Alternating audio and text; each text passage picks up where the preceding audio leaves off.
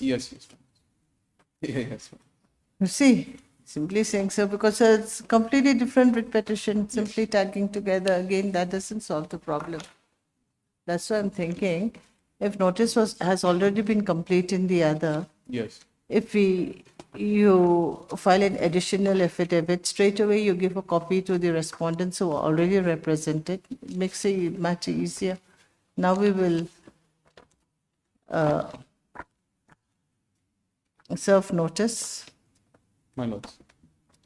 The whole procedure will have to be followed anyway because it's a completely different writ petition. Yes. Then after that, we'll tag it along because you see, but service notice has to be complete in this.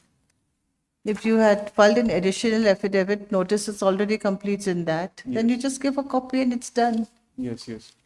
Won't it be easier? Because it's a different writ petition. My lord.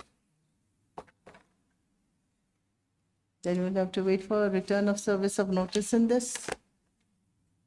So I'm saying, My won't lord. it be easier for you if you just file an additional affidavit? Notice is already complete, then you give a copy to the respondents and it's done. My lords, Copy of the additional affidavit because of the new developments. my lords, this whole petition is only to my lords.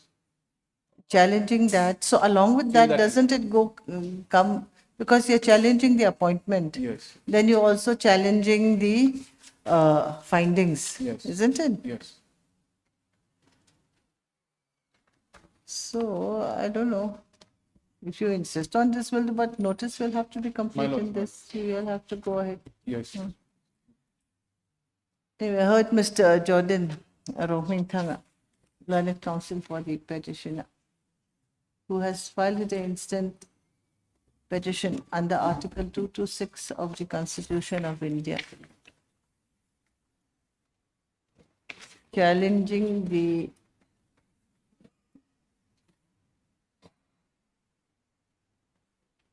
inquiry report, is it? Yes. Dated 24/04/2024 and the subsequent order dated 15/04/2024 passed by respondent number 2 in respect of the results of the Mizoram Civil Service within brackets combined close bracket competitive examination 2023/2024,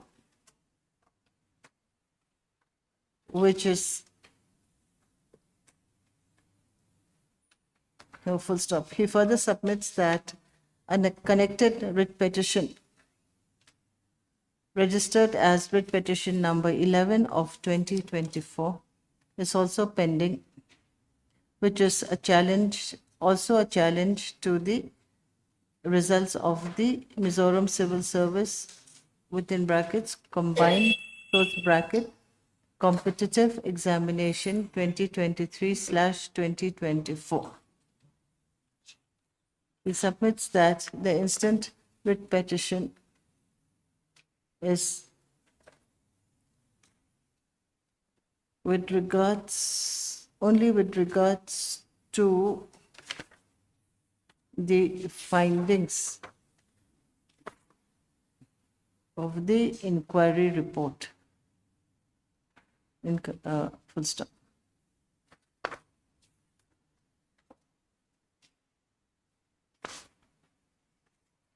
Issue notice of motion to the respondents through registered post with AD, returnable by 3 weeks. Okay. Yes. Item 2.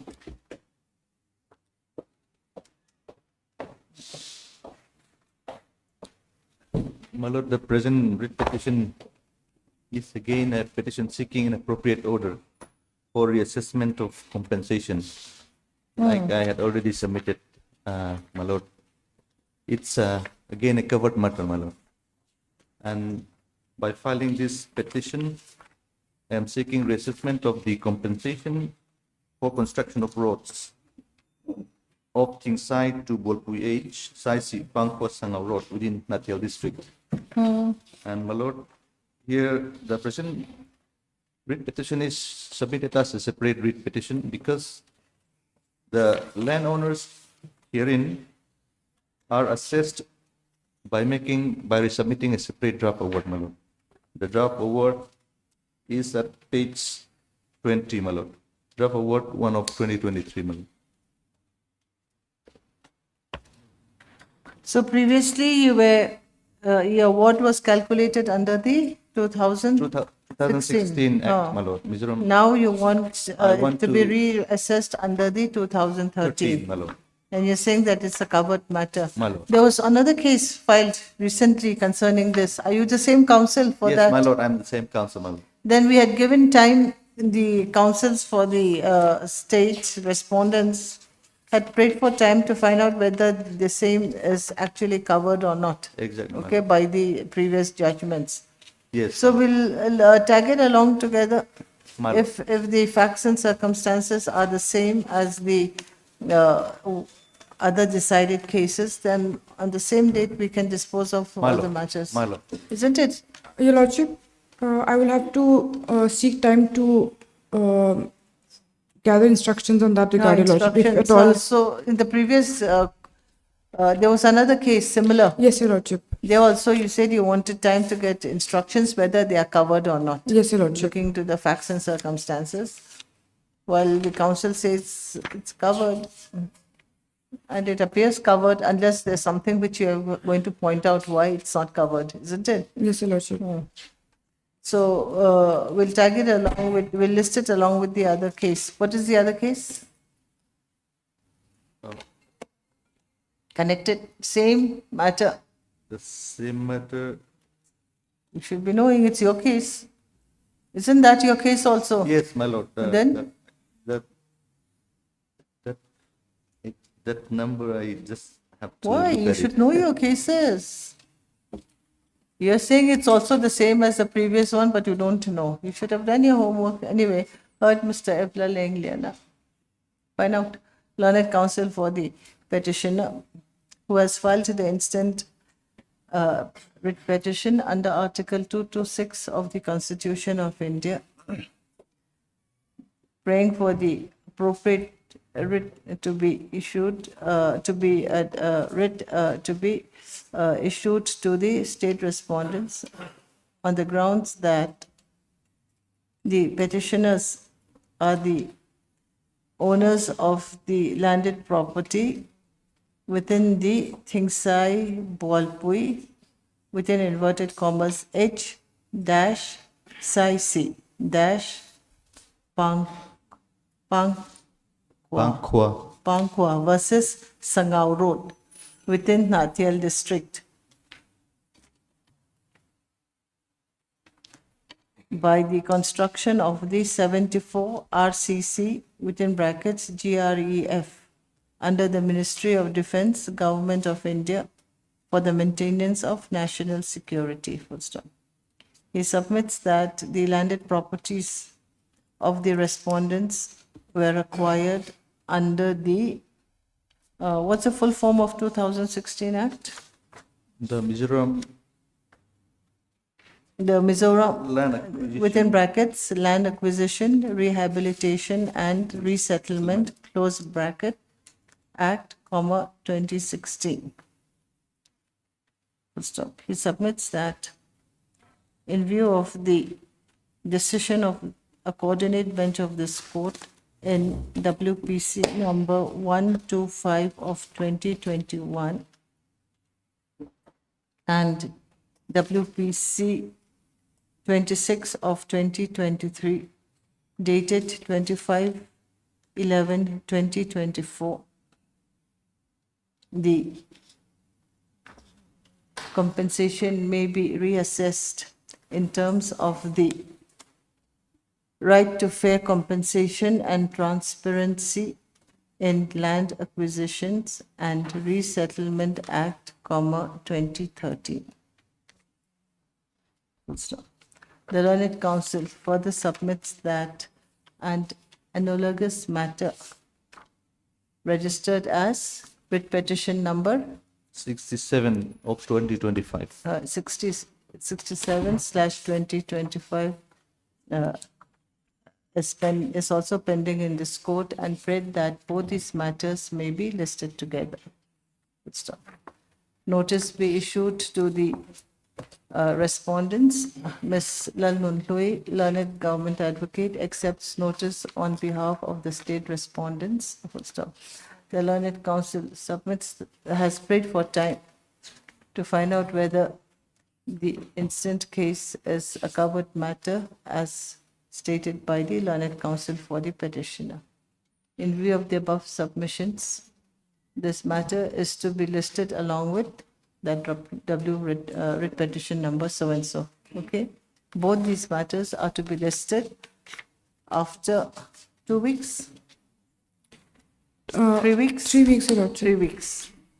So see the other writ petition also. It's to be listed after 3 weeks, I think. Mal. Okay, yes. Much obliged, Your Worship. Mission item 3. Requisite copies of the writ petitions to be duly furnished to the learned counsels for the respondents. Yes.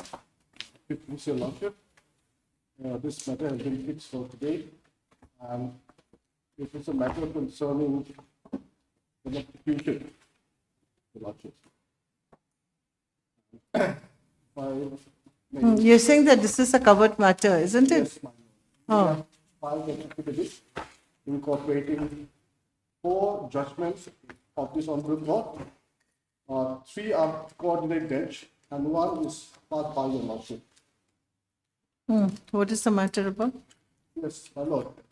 The petitioner, by this writ petition, is approaching this honorable court for payment of adequate compensation amounting to rupees 45 lakhs with interest at the rate of 12% per annum on account of the electrocution he suffered due to the negligence of the respondents in performing their statutory duties of proper inspection of electrical lines and the maintaining and operating electrical lines in populated area. The petitioner, as a result of this electrocution, has suffered amputation of his left leg and 3 toes on his right foot. Besides the several electrocution burns all over his torso and head, Your Lordship. And my lord, the petitioner has been rendered 60% permanently disabled. And if I may kindly take Your Lordship to the facts. The accident, my lord, occurred on 3rd March 2021 at Tumpuive Colosseum. The petitioner was working as a carpenter. He was 24 years old at the time of the accident. He had a wife and 2 minor boys, aged 5 years and 1 year. On that day, Your Lordship, the petitioner was working on the garage rooftop, fixing the pipeline, where a low-hanging 11,000 volts of electrical line which was passing over the building he had come into contact with that electrical line. And Your Lordship, as a result, he suffered serious burns. My Lord, if I may take you from page 18. I will take Your Lordship to from page 18. And, my Lord, we will see the injuries. Photograph of the injuries. So page 18 is the injury suffered on the back of his neck and leg. Page 19, Your Lordship. Okay, pictures, give it. Where's the medical showing that this thing injured, permanent, 60%? Yes, my lord. It is at page 41. 41. It's a doctor's, this, okay. It's disability certificate. issued by Disability. the- Yes. Competent authority? Competent authority, Your Lordship. At C, my lord, at A, B is a case of locomotor disability. B, if your lordship, if I may see at page 41, Disability, yes, Yes. okay, fine. and at page 42 is the identity card issued by the government of India. 60% per disability, permanent. Lordship will see that it's a permanent disability. So how did you calculate 45 lakhs? Yes, I know. This As and- for, if I may take a lordship to page 9, this is the calculation of, as per the judgment of the Supreme Court of accident cases in Methadone case, which I will produce later. My lord, there are pecuniary damages and non-pecuniary damages. If you lordship, you can see at page 9, we have This calculation is taken from? this is as per the judgment of the Supreme Court. Which way? Which judgment? Where? Yes, my What? lord. In 2013, ASC 389 Methadone versus National Insurance Corporation.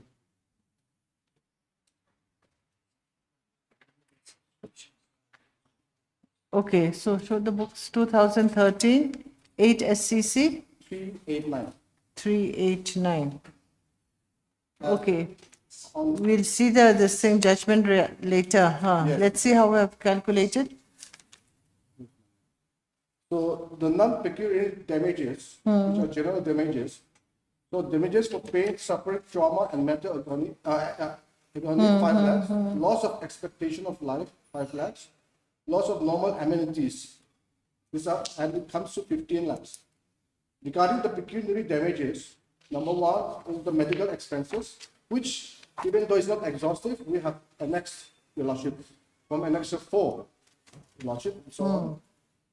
And loss of future earning due to permanent disability. My Lord, he's a carpenter, he can no longer work.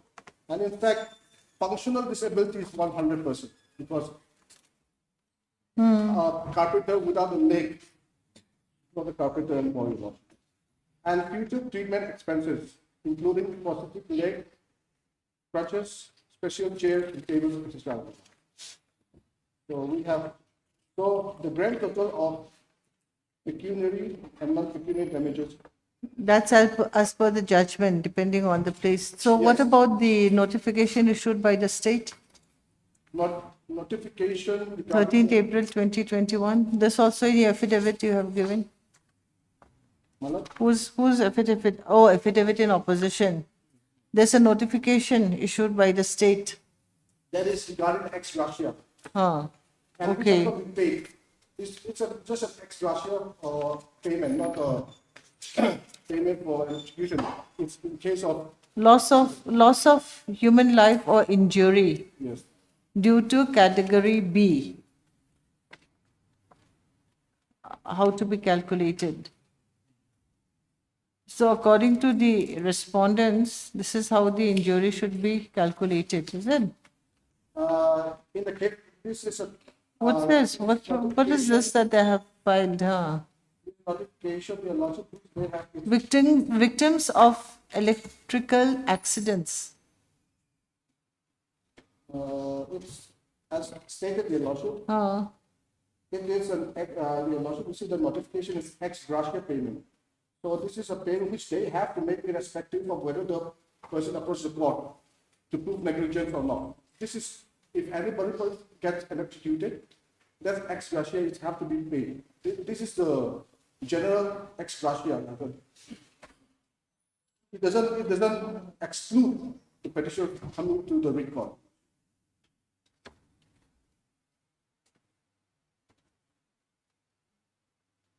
So, my Lord, if I may continue. Continue, but this you'll have to explain properly. I don't understand what you're saying. Yeah. Anyways, So, my Lord, for electrification, they have a notification. Anyways, yes, my Lord. After the accident, Your Lordship, this is in which state? in Colossi district, No, judgment of the apex court. You have the judgment. The judgment, they're getting it right now because there's something wrong with the computer. yes, I have the judgment here, Your Lordship. But I have only one copy. Anyways, so you're relying on that judgment. Then we'll have to look at that judgment. What has the judgment relied on? Anyways, yes. Medical expenses, that's naturally. I can read out your lordship. So your lordship.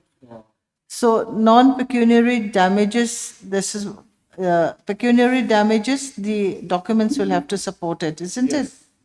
And then loss of future earnings, you'll have to prove the income. What is the earning, etc. Yes, my lord.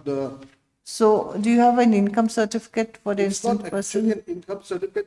It shows that my lord, you see at Page? page 40, it's an acknowledgement Issued by by? the village council.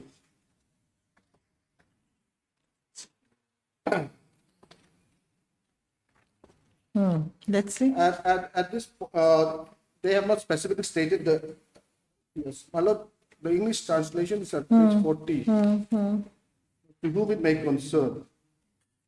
On dated 3/3/2021 at 4:30 p.m., Lal Chuang Kima, son of Lordship Kima of Tumpui, Scholarship was electrocuted by a very low hanging 11 kV electric line. Passing No, about he doesn't mention anything about the income. yes, my lord, the No, last we are line- not doubting that he has suffered a lot, but I'm just curious, how did you come to 45 lakhs? If we have to convince the court that 45 lakhs is calculated, this is how he should be getting, that's all. Okay. The accident, everything, it's okay. Yes, my lord. At the last line, you see that he used to provide for his family working as a carpenter.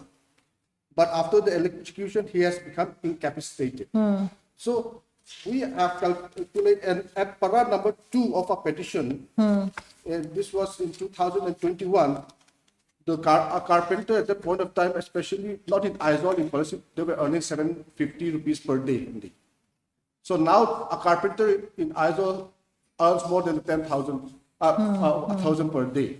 When was this thing, incident? 2021. So 2021, at that time they were earning 750. 750 per day, okay.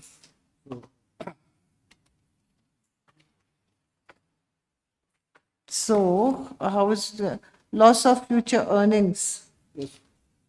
We have This is calculated- due to permanent disability. Yes. So, in the judgment, isn't it? Yes. So yours is 60%. So how do you calculate? Do you calculate it the way you calculate this thing? Is there a certain formula of calculating? Because I'm not very familiar with this thing. In motor accident claims, there's a formula you can just calculate. So I'm just trying to find out how is this calculation done. my lord, Is there some formula? There's a notification by the state government whether is it connected with your calculation that we my have lord, to say? regarding the future earning How is it calculated under what? we have the loss of future earning due to permanent disability regarding under the pecuniary damages. We have written only 20 lakhs, Your Lordship. And if I take your Lordship to the affidavit where we have submitted the judgment of the court bench of this court, there, Your Lordship, a father who has suffered electrocution and died. There the calculation has been made. If I take your Lordship to affidavit where we have submitted the judgment, on page 54, page 54.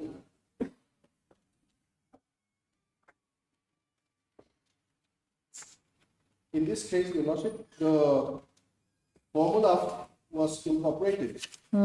What formula? Where? The Page page 54 is the judgment. Where's the You see the 73. 73?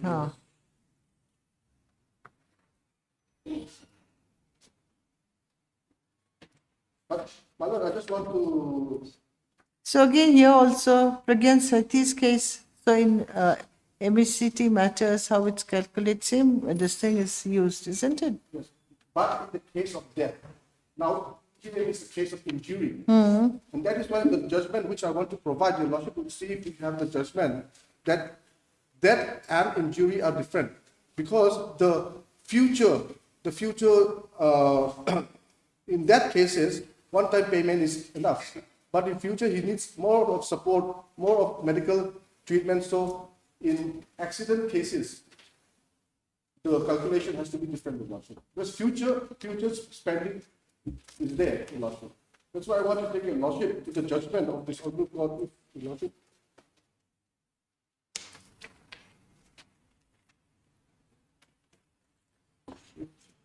Two 2009 6 SCC 1 with Your Lordship. Yeah.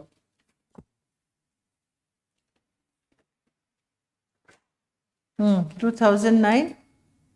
6 SCP 1. Nizam Institute of Medical Sciences versus Prasan, Ranaka and others. My Lord, here in this case, the amount worked out was 1 crore plus 6% interest was awarded. And this, the observation made in Parat 90 and 91, my Lord, I just want to take you to the ratio. 90? 90, Your Lordship.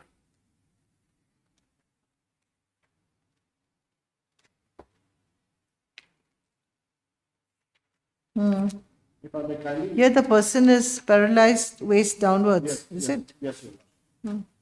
If I may kindly read, Your Lordship. At the same time, we often find that a person injured in an accident leaves his family in greater distress vis-a-vis a family in case of death. In the latter case, the initial shock gives way to a feeling of resignation and acceptance, and in time compels the family to move on. The case of an injured and disabled person is, however, more pitiable, and the feeling of hurt, helplessness, despair, and often destitution and endures every day. The support that is needed by a severely handicapped person comes at an enormous price. Physical, financial, and emotional. Not only on the victim, but even more so on his family and the attendants, and the stress saps their energy and destroy their equanimity. We can also visualize the anxiety of the complainant and his parents for the future after the letter, as must all of us inevitably fade away. We have therefore computed the compensation, keeping in mind that his brilliant career has been cut short, and there is, as of now, no possibility of improvement in his condition. The compensation will ensure steady and reasonable income for him for a time when he is unable to earn for himself. And in that record, Jane, Your Lordship,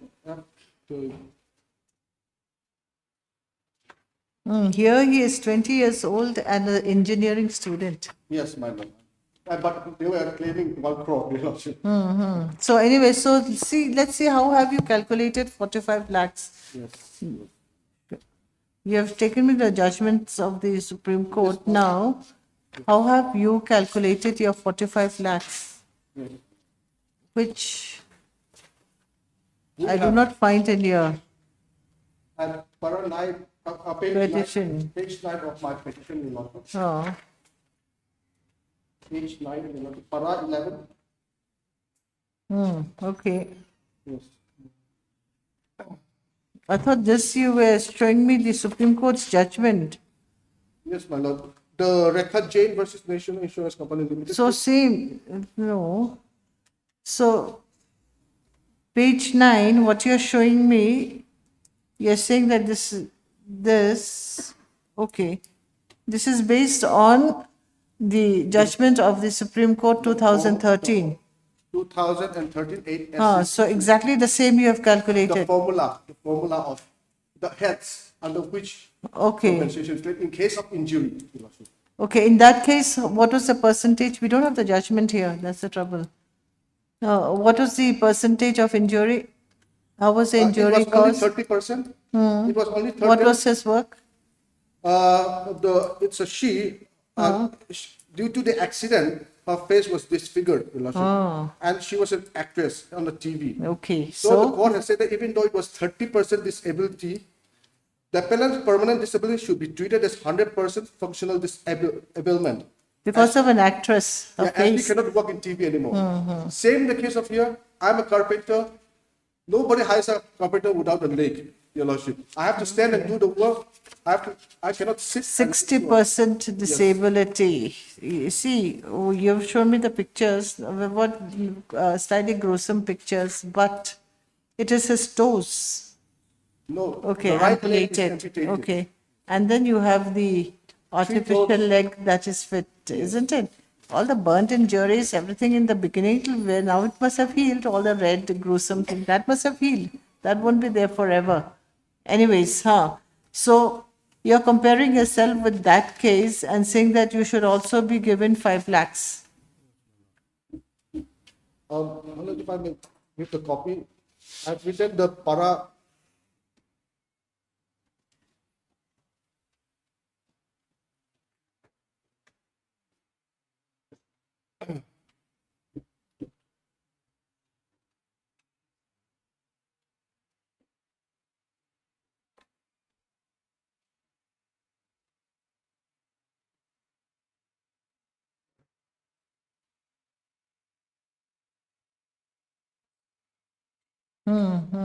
Okay, yes.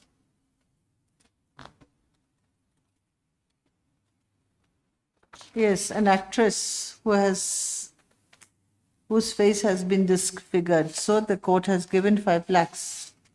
Yes. Then what else? The formula in para 30 and 40, you want to kindly see. In case of injury, it has to be under 2 heads. So basically it will be non-pecuniary damages, isn't it? Oh, yes. And in the judgment, para 40 has been reiterated. What does Parry 40 say? Conclusion. So read, what are you depending upon? 40? Yes, my lord. 40. 40, no formula. Medical expenses, Yes. That pain and suffering. yes. We have claim for pain and suffering, loss of expectation of life, loss of normal amenities, which is para 14, medical expenses, loss of future earning, and future treatment expenses.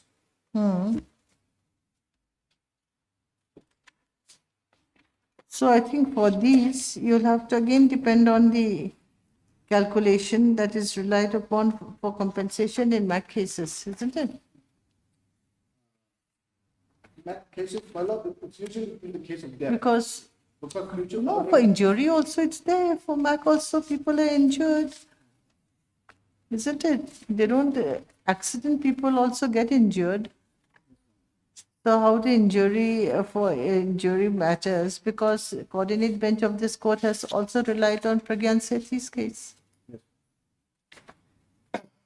So your income, there's no document, but he's a carpenter, 250 earning, 60% discount, 60% this thing, permanent disability. It's permanent. permanent.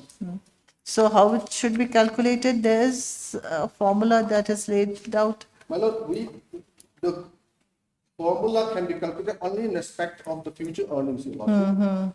But regarding the non-pecuniary and So non-pecuniary, you have showed me the 5 lakhs 5 lakhs, based on a case where the person who was injured is an actress and her face has been disfigured. So you're saying the same formula should be applied. Okay, that's your submission, we'll see. and Isn't in it? the judgment, Your Lordship will see para 42 and 43. I just want to. Yes, so read 42 and 43. I have one that. My lord, if I may search.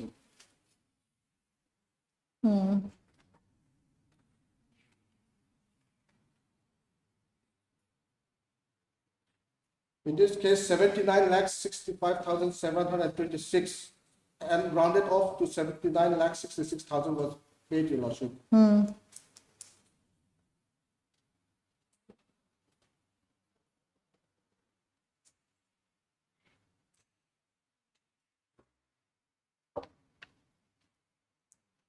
Anyways, so this is how you have calculated, plus this A and B, 45 lakhs.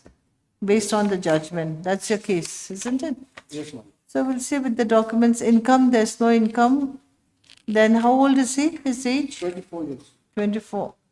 Married, single, what? Married with 2 minor boys, 5 years and 1 year. And medical certificates with the documents. Yes. With all the documents, expenses, it's come up to. So you have calculated all this? Medical, nurse treatment, skin drafting, the bills, vouchers, Yes. 5 lakhs? Since we don't have all the documents, we have rounded off at 5 lakhs. It will be more than that, but since the documents which we have are limited. So with your documents, how much? The actual documents? This is the documents they have is from page 23, Your Lordship. So how much is that? The figure actually is not actually written. This is Your bills. This is just the medicine. So where's the documents where they bought the actual expenditure? That should be there. This is how sick is, but where's the documents showing where they bought the money, they bought the medicines, and this is the amount incurred by them. They don't have any, this thing, vouchers, how come? well, they didn't know that they would need to later on. This is just the medicine, what has been this thing, so simply saying they must have spent more than 5 lakhs and we are claiming 5 lakhs. Something should be there, your BP, of course your BP will be high. Your advice after being discharged. But where is the documents showing your actual expenditure, treatment? The actual They keep expenditure. these, but they don't this thing keep the other documents which are more important, is it? Yes, well, these documents we have after searching whatever they have. Then it's very vague. Isn't it? See, we want to help, but how to help the person when you should be medical expenses? Then you should show the expenses, not the this thing medical diagnosis.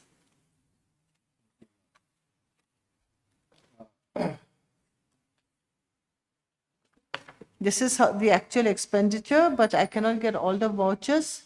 Must have been a little bit that something should be there, isn't it? Yes, ma'am. That's So have you spoken to them? Have they searched for their bills? before filing, we have searched a lot. They have searched a lot, but it's only the documents they have. They kept. This is not something many years back. It's 2021. Then the treatments will continue till when? The last 21. This is just for 1 year. Then 2021. Then there was discharge in the month of March 2022. First, he was treated at the district hospital, Colossi, Your Lordship. Oh. Then, due to the seriousness of his burns, he was sent to civil hospital, Aizawl. Then, since there were no bed available at on that date, he was again referred to Aizawl Hospital and Research Center. So he must And have. thereafter, where he was treated with electrical shock with burns, and there, Your Lordship, But no vouchers. Just what medicines? Huh? Yes, my Lord, it's my submission that after Aizawl Hospital, he was again referred to the ZMC Falcon, where his left leg was amputated below the knee, Your Lordship. The ZMC, you hardly spend any money. That's what, no? For all that, you're claiming for non-peculiar damages. Then for pecuniary damages, medical expenses, know this thing.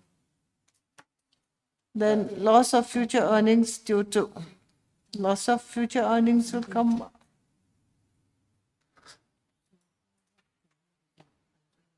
You see, when you claim such a huge amount, you should have some.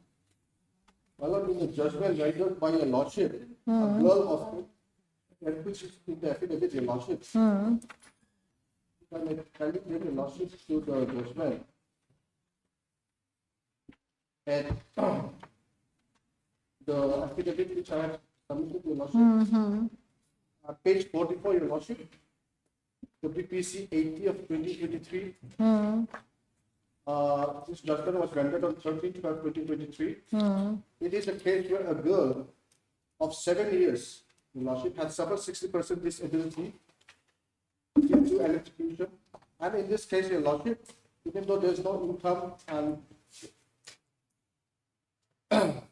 38 lakhs, the compensation claim was 45 lakhs, as in this case.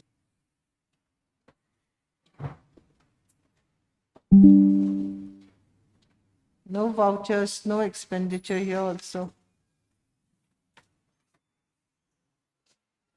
Here, it's a 7-year-old petitioner, Your Lordship. Now we have reduced this also to quite a substantial amount because there were no this thing. Yes, ma'am. But in this case, madam, there is no income or dependent, petitioner. Here we have a wife. Anyway, so you have left it to the court to decide. Yes, ma'am. Because the court decided no vouchers to support, but so it's reduced, isn't it? Yes, madam. Anyways, the only that's your documents we have. submission, huh? Yeah, since the only Oh, document we because you have. don't have proper documents, huh? Yes. Yes. And But what do they do with all the vouchers then? They must have lots of medical bills showing the expensive. You can show that this is for this. Now we don't have vouchers for this, but it should be something, that. Anyways, huh? Okay. now, if I may kindly take your lordship to the rules and the regulations in the Act, Your Lordship. Yes. Central Electrical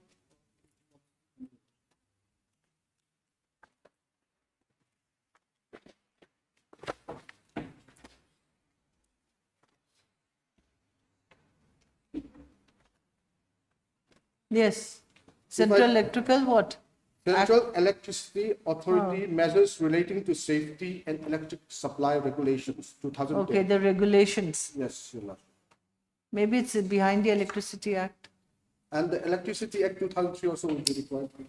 In the, it must be here only, the rules, regulations. First, if I may proceed with the Act.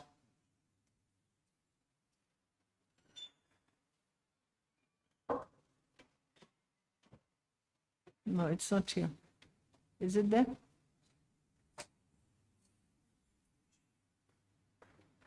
Okay. So now you're going to read which one? The Act or the regulation? I'll start with the regulation, Your Lordship. Regulation.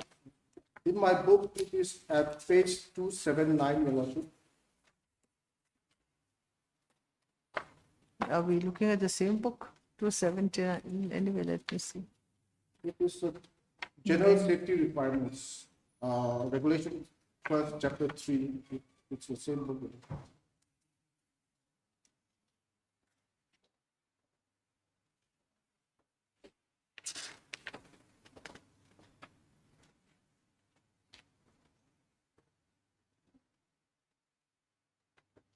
So what are you going to read?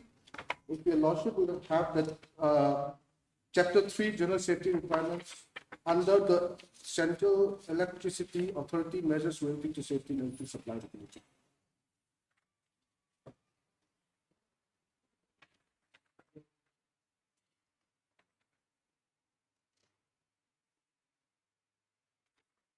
The Central Electricity Authority Within bracket, measures relating measures. Okay, let me to see. safety and electric supply. There's so many of them. Procedure for transaction, then installation, Yes, then technical standards, yes, my lord. furnishing of, then you have grid standards, then technical standards for construction, installation and operation of meters, regulations. And next, your lordship is at page 10, Roman 10, in the contents.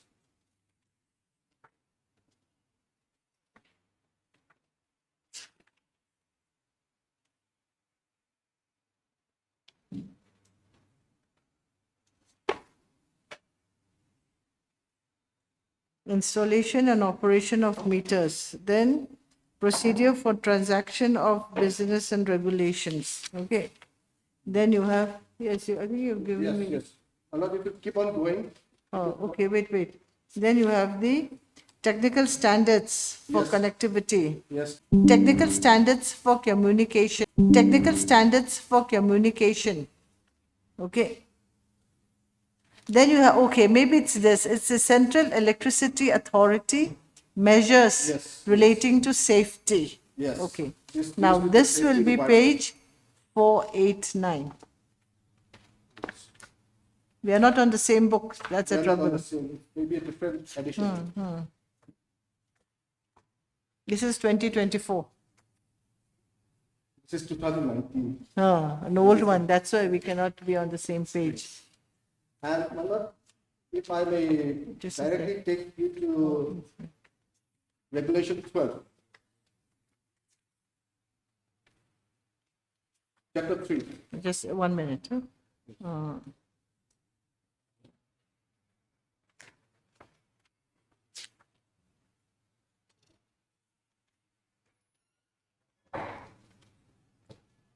Chapter 3. 12 will be Regulation 12, Yes. General Safety Requirements.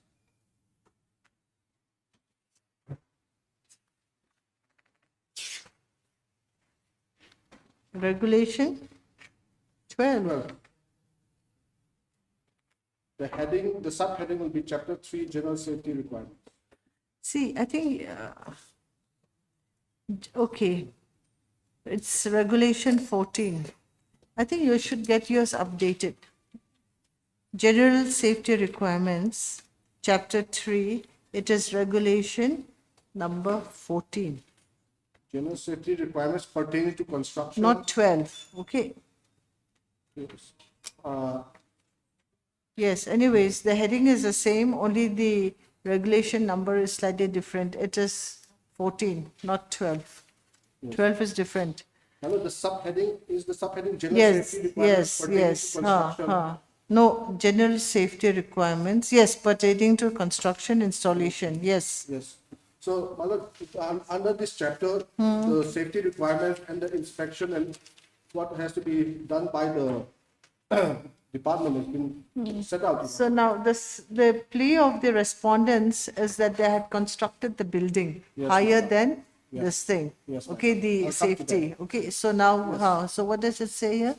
At subclause 1, all electric supply lines and apparatus shall be of sufficient rating for power and this word insulation and estimate for current and of sufficient mechanical strength for the duty cycle which they may be required to perform under the environmental conditions of installation and shall be constructed, installed, protected, worked and maintained in such a manner as to ensure safety of human beings, animals and property. So the three words I want to take a lot of is insulation, which is not the case here. It is bare, it's naked, and it is not been maintained, Your Lordship, which I will come to the periodic inspection unit.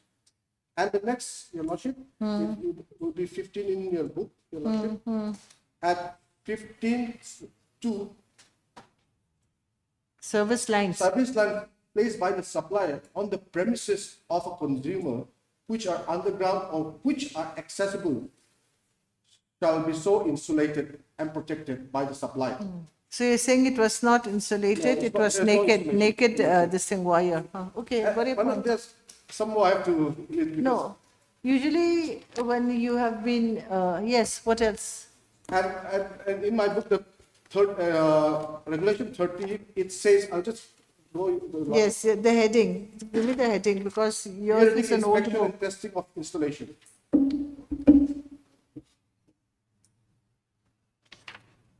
What is the heading? Periodic inspection and testing of installation. See, you have to read the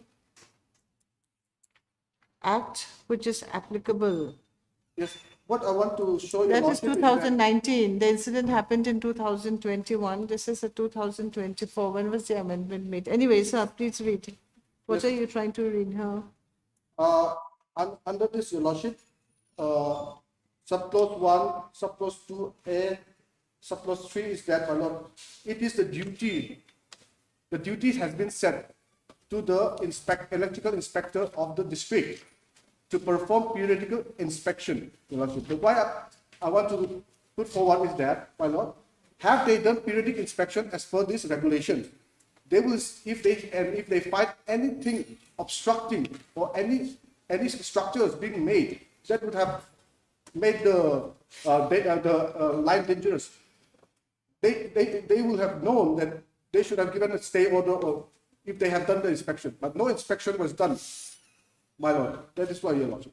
And lastly, your lordship, if I may kindly take you to section 61, regulation 61, your lordship, subclause 2. Here, my lord, it says that where there is any building under the line, the highest part of the building immediately under such line, when the voltage of the line exceeds 650 volts, it should be 12 feet 14 inches. That is the maximum sag from the highest point of the building. So this is clearance in air of the lowest conductor of overhead lines, is it? What is the Clearance from heading? buildings of lines. Clearance of buildings from lines. See, we have to be on the same page because your regulation number, what you're reading, it's not the same. So you're referring to 2019. So please tag whatever you are referring to and give me the book because we have the latest one, 2024.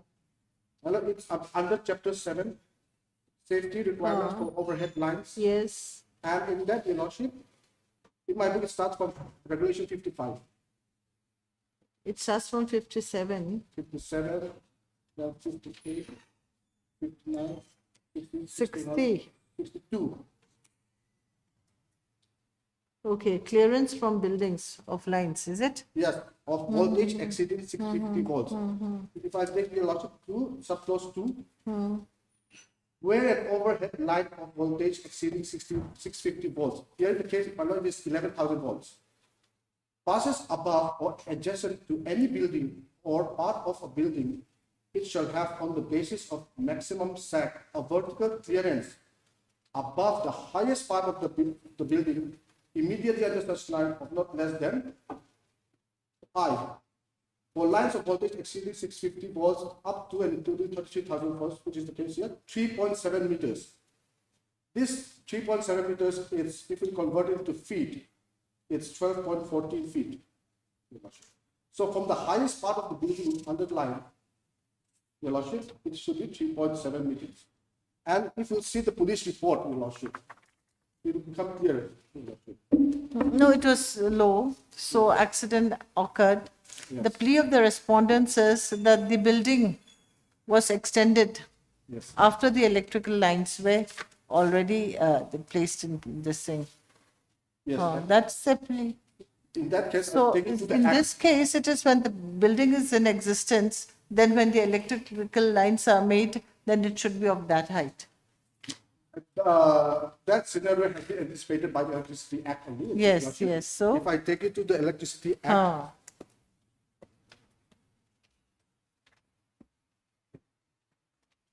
at yes. section 68, subclause 5.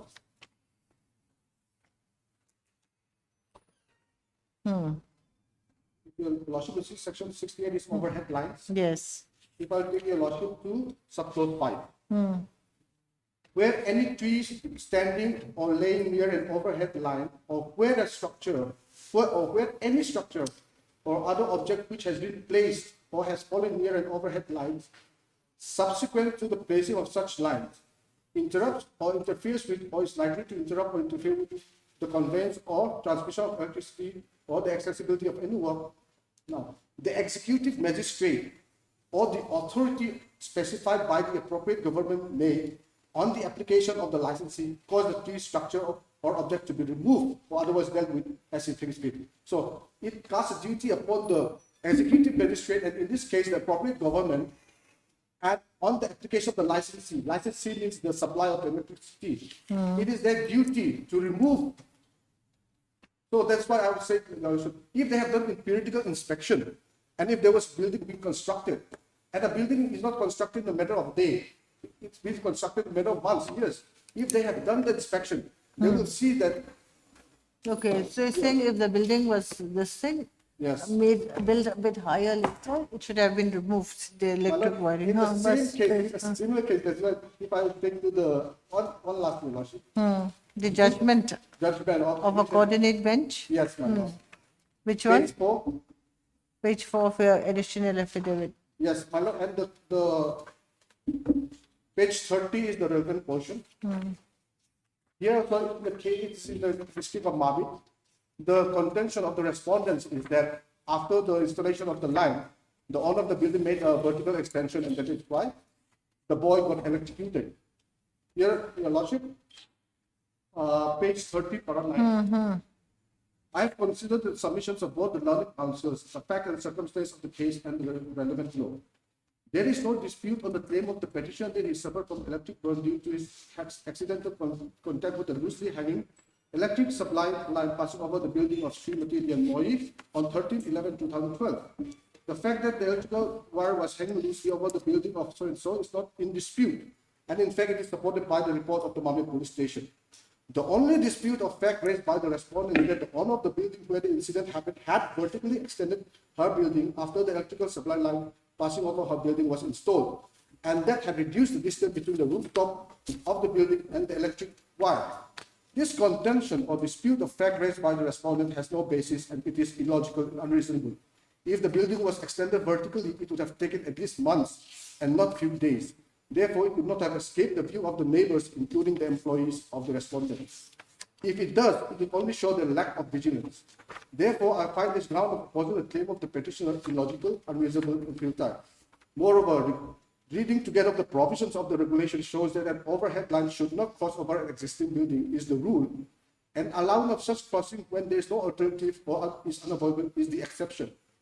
Therefore, the electricity supplier, that is the respondent, in this case, are duty-bound to have periodic inspection of such lines crossing over the buildings of people to ensure safety of human beings. It is the primary duty of the respondent to ensure safety. An electric wire over somebody's building is expected to be insulated, even if it is at the prescribed height. Any prudent man would have done so, taking into account the risk involved. And in the next page, Your Lordship, So you're saying it's a covered matter by It's a covered trying matter. this, isn't it? Huh? So that's it. Now let's hear the respondents.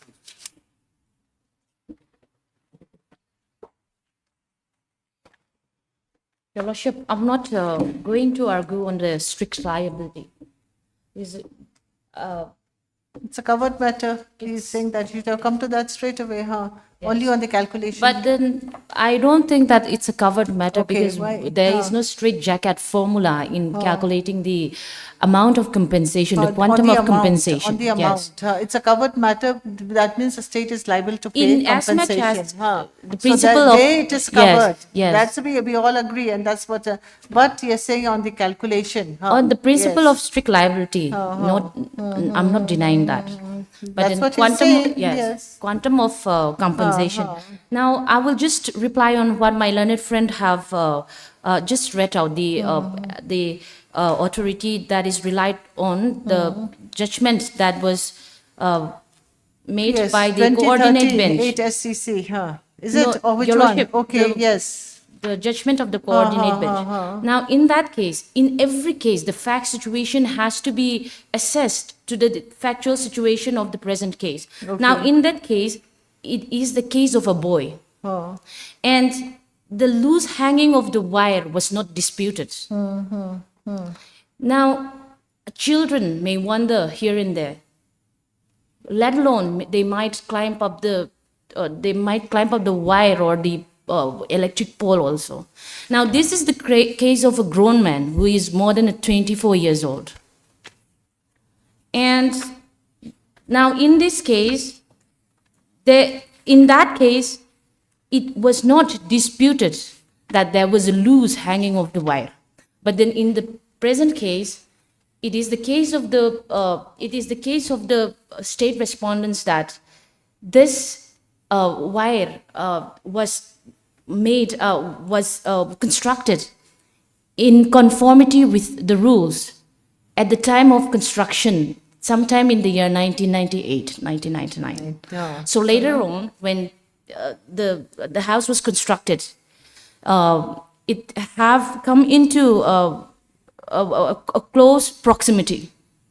Now, my learned friend have taken your lordship to the Electricity Act. In the Electricity Act, he have read out that if subsequent to the constructions of the electric line, then there is subsequent events that has evolved later on.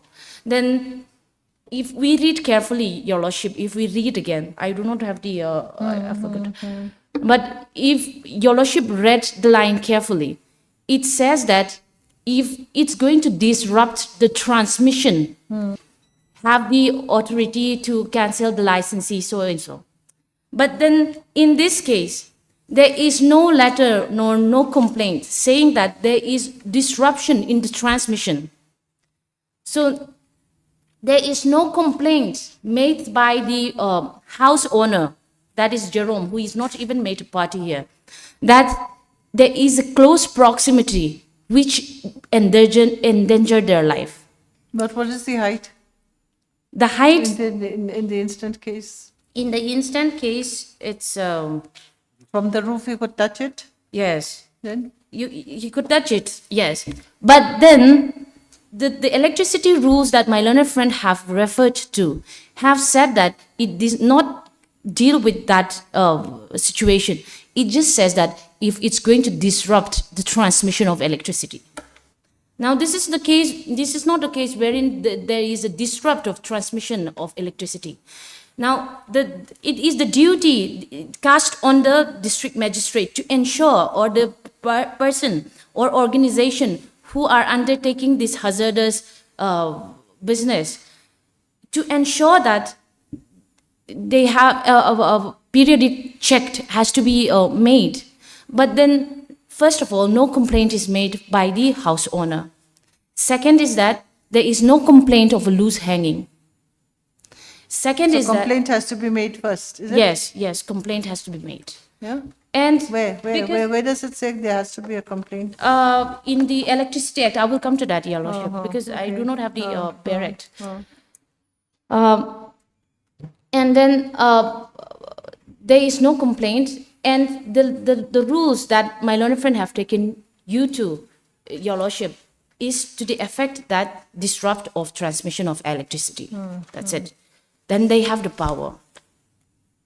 And as per this provision of law, when there is unauthorized construction of building, then the authority have the extent of power so as to dismantle the building also. But then in this case, the fact situation with that of the coordinate bench is totally different with the fact situation in this case. And Your Lordship, first of all, the line is not handled by the P&E department. If the PHE department is handling the line, the maintenance. So if at all liability is to be cast or to be paid, it should be the PHE department. Now, Your Lordship, my learned friend have claimed for 45 lakhs, the quantum. I will come into the quantum. Now, if I may take Your Lordship kind attention to page number 9 of the writ petition. Now, there are two headings under the title A and B, general damage and special damage. Loss of expectation of life under the column A. I don't think this is Okay, applicable. yes. Yes. And under the heading B, medical expenses with no voucher. No vouchers are this thing. Yes. I find that very weird. Anyways. Yes. Further, Your Lordship, what I would like to submit is that this is only my point of Yes, this yes, will be yes, my only point of argument. There is a thing called PMJAY or something. I am not very fluent with that. There used to be a golden card, and I don't know exactly I how don't they know, call so it. I don't Yes. make argument, you don't know. Yes, yes. Too So, big. Give the- solid arguments. What I would like to say is that this is a clear-cut case of contributory negligence, and there is a question of facts here. Now, I am not denying that in a case of principle of strict liability, in the case of execution, this honorable court, this court have the power to grant compensation, but not as punitive measures. So you're saying the amount is too high? Yes, the amount is too high. And loss of future earnings and disabilities. And Your Lordship, there's surgical operation, nurse treatment, skin grafting, transportation, laboratory charges, hospital diet, etc. And under the column 3, future treatment expenses, including prosthetic legs, crutches, special chairs, tables, etc., is mentioned. But then I have gone through, even though they did not make any, they do not annex any voucher that involves the monetary expenditure that they have incurred. But then they have annexed the medical documents. Now, Your Lordship, I have gone through all the medical documents that they have annexed here. But then in the advice, in the discharge letter and advice on discharge, in all the letters, nothing is written of No what is future noted treatment. down. Yes. Just that there is a note down of some medications that has to be taken. So this is Very this is excessive. the yes excessive, and so the heading under category A, subclause 2, and under category B, subclause 3 is not applicable in this case. And the category B, under the category B, subclause 2, loss of future earnings, permanent disability. Now, this is the case wherein the question of facts comes into play, because we have seen that below the knee, it was unfortunate that his legs was amputated. But I have seen in my own eyes, in my locality, that there was a skillful craftsman. He can still use his arms. I think Yes, that's what yes, you're yes. trying to say. Okay. Yes. Yes. Carpenters Okay. use mostly their arms. And the authority that my learned friend have relied upon, wherein they considered the disfigurement of the face of an actress. The face is the main thing that used for an actress. But then here, fortunately, it is not the main part of the body that is used as a profession. Okay. Yes. And Your Lordship, Anything in else? this regard, I will, Any authorities? yes, Oh. I will rely on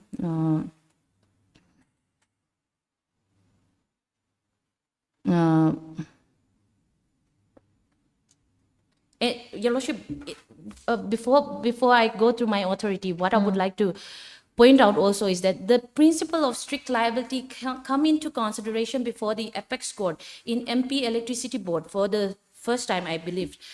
But then the thing that we have to know is that in that case, the apex court have considered the case on the appeal of the civil suit that was filed before the learned trial court, not a reed court. The jurisdiction of the reed court is there, but then Okay. What are your authorities? the authorities that I would like to rely on is 2022 7 SCC 2203.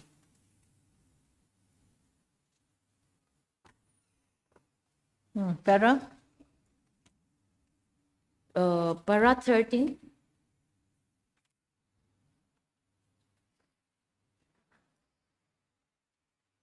Para 13.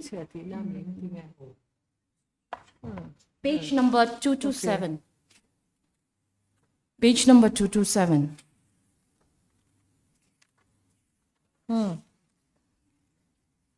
May I read, Your Lordship? Wait, 2027 SCC 203, para?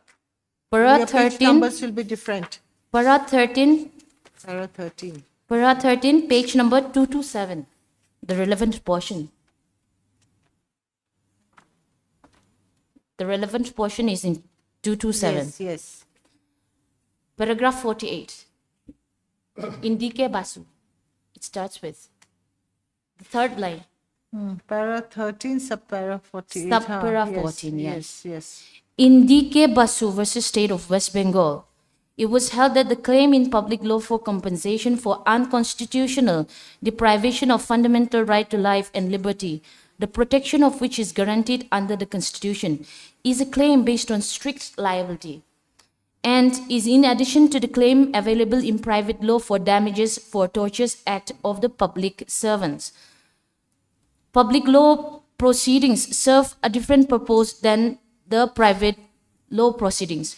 Award of compensation for established infringement of indefeasible right guaranteed under Article 21 of the Constitution is a remedy available in public law, since the purpose of public law is not only to civilize public power, but also to assure the citizens that they live under a legal system wherein their rights and interests shall be protected and preserved. Grant of compensation in proceedings under Article 32 and Article 226 of the Constitution of India for the established violation of fundamental rights guaranteed under Article 21 is an exercise of the courts under the public law jurisdiction for penalizing the wrongdoer and fixing the liability for the public wrong on the state, So which it should not be failed punitive. in I think that's what you're trying to read, isn't yes, it?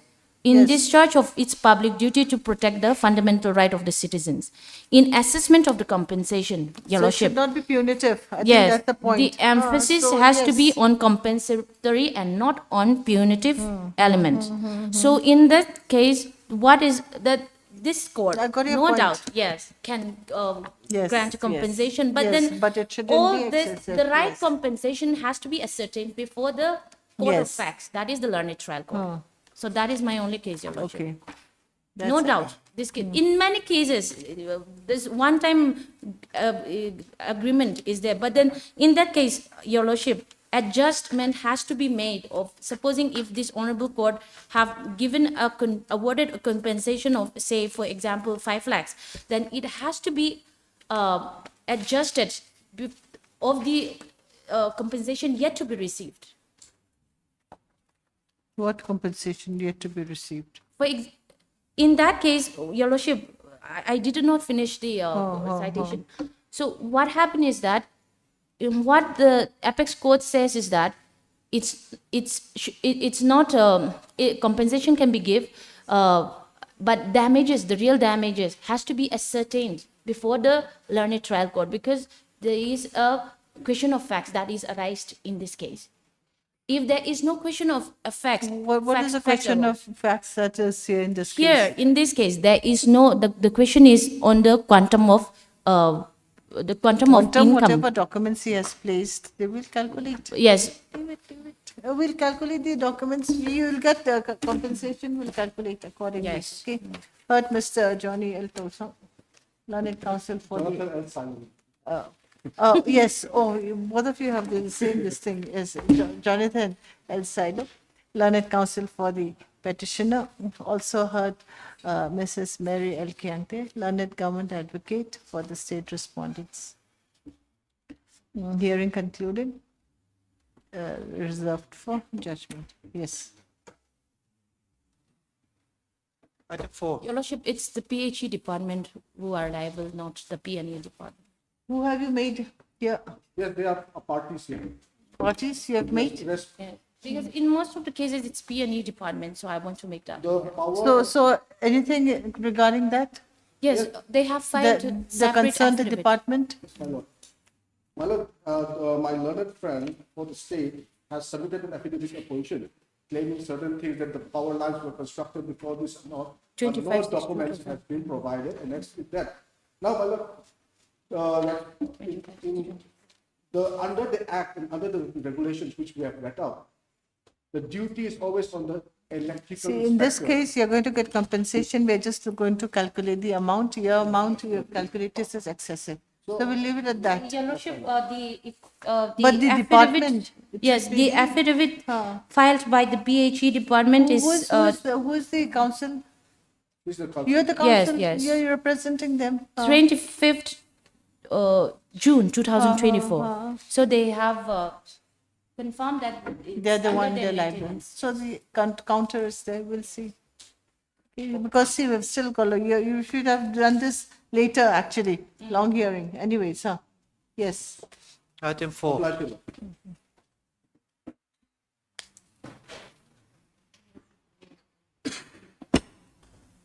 May I please, Your Lord. My Lord, in this case, all the respondents except respondent number 1 have filed their affidavit. The respondent number 1 is the Main Ministry of Road respondent, Who is Ministry of- respondent number one? Ministry of Road Transport. Ministry of. So who's representing? One more Zaram chance may be Sampuri. given. Yeah. I seek 3 weeks' time to obtain instruction, my lord. Have you contacted them? Yes, my lord. The others, they have already filed their They have filed. counter. Yes. My Lord, they may be given last chance. Yes, for my this. lord. Yes, the last chance. Last chance, okay. Mr. C. Lalfagzola, learned counsel for the petitioner, is present, along with Miss Caroline K. Lalung Oipui, learned government advocate for respondents number 5 to 7. Okay, comma. Then Mr. Samuel Tangte, learned counsel for respondents number standing counsel for respondents number 2 and 4. And 2 to 4, okay, and Ms. Zaram Sangpui, learned counsel for respondent number 1.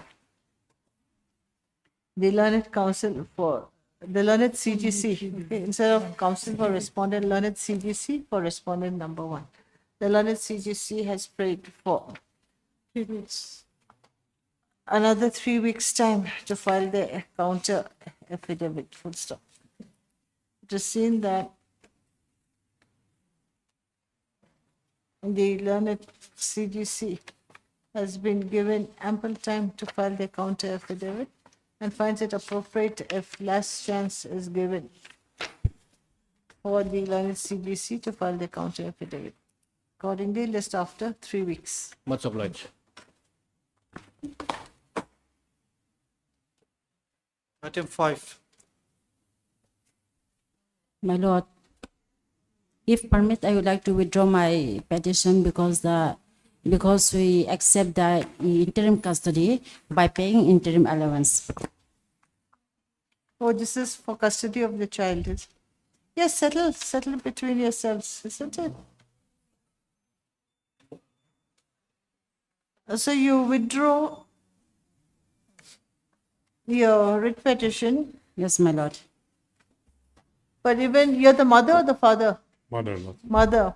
But you should not forget that the father is still there. Okay, so try and settle. Let the father visit his daughter or son. Son. Okay, son, whenever he wants to.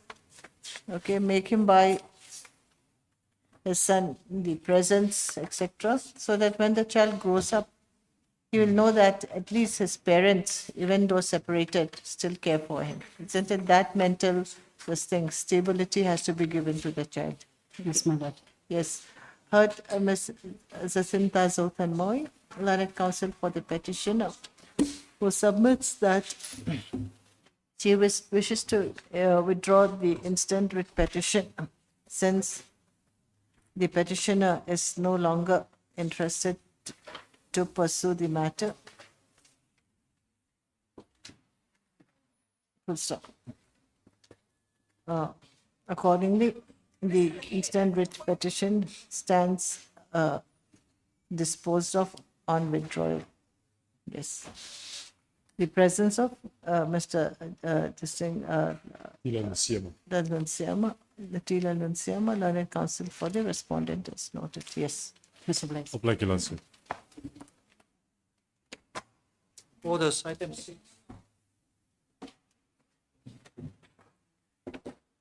May My please, Lord, yes. Yes. My lord, on the last occasion, the other side had asked for time, my lord, to file a reply. Your Lordship, we have, the state respondents have received What is instructions. the IA about? What is the IA about? So, my lord, this IA was filed under Order 41, Rule 27 for filing additional documents. Additional documents. Yes. Which was not available at the time when the, what is this? Yes. RFA. So when the matter was heard before the trial court. Trial court, it was not available. So what happened? Have you filed your written objection? Your Lordship, I'm appearing for the state respondents. We will not be filing any instructions. Okay. Private respondents, have you filed your written objection? Yes, filed clause. Okay, then let's hear the matter. What is your objection? Let me raise one point, my lord. There's a Supreme Court judgment on this point, my lord. I have the Supreme Court judgment. Now, as per this Supreme Court judgment, my lord, what it says is, in a matter like this, the IA should not be heard independently of the main petition, and that the IA should be disposed of together along with the main petition. So, in that view of the matter, my lord, Okay, then and in fact, this order was reflected in the order of this honorable court as well, my lord, because I had already cited it before. okay, was already decided. So then the RFA, yes.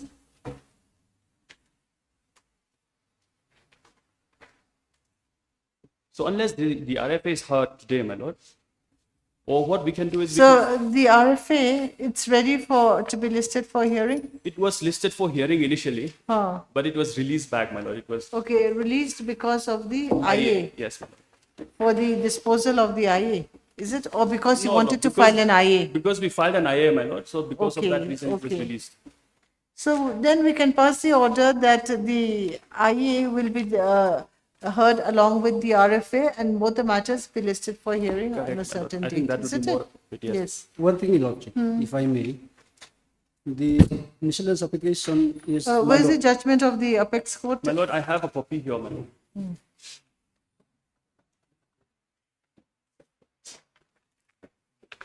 The IA, my lord, Yes. before Your Lordship today, is barred by limitation, Lordship.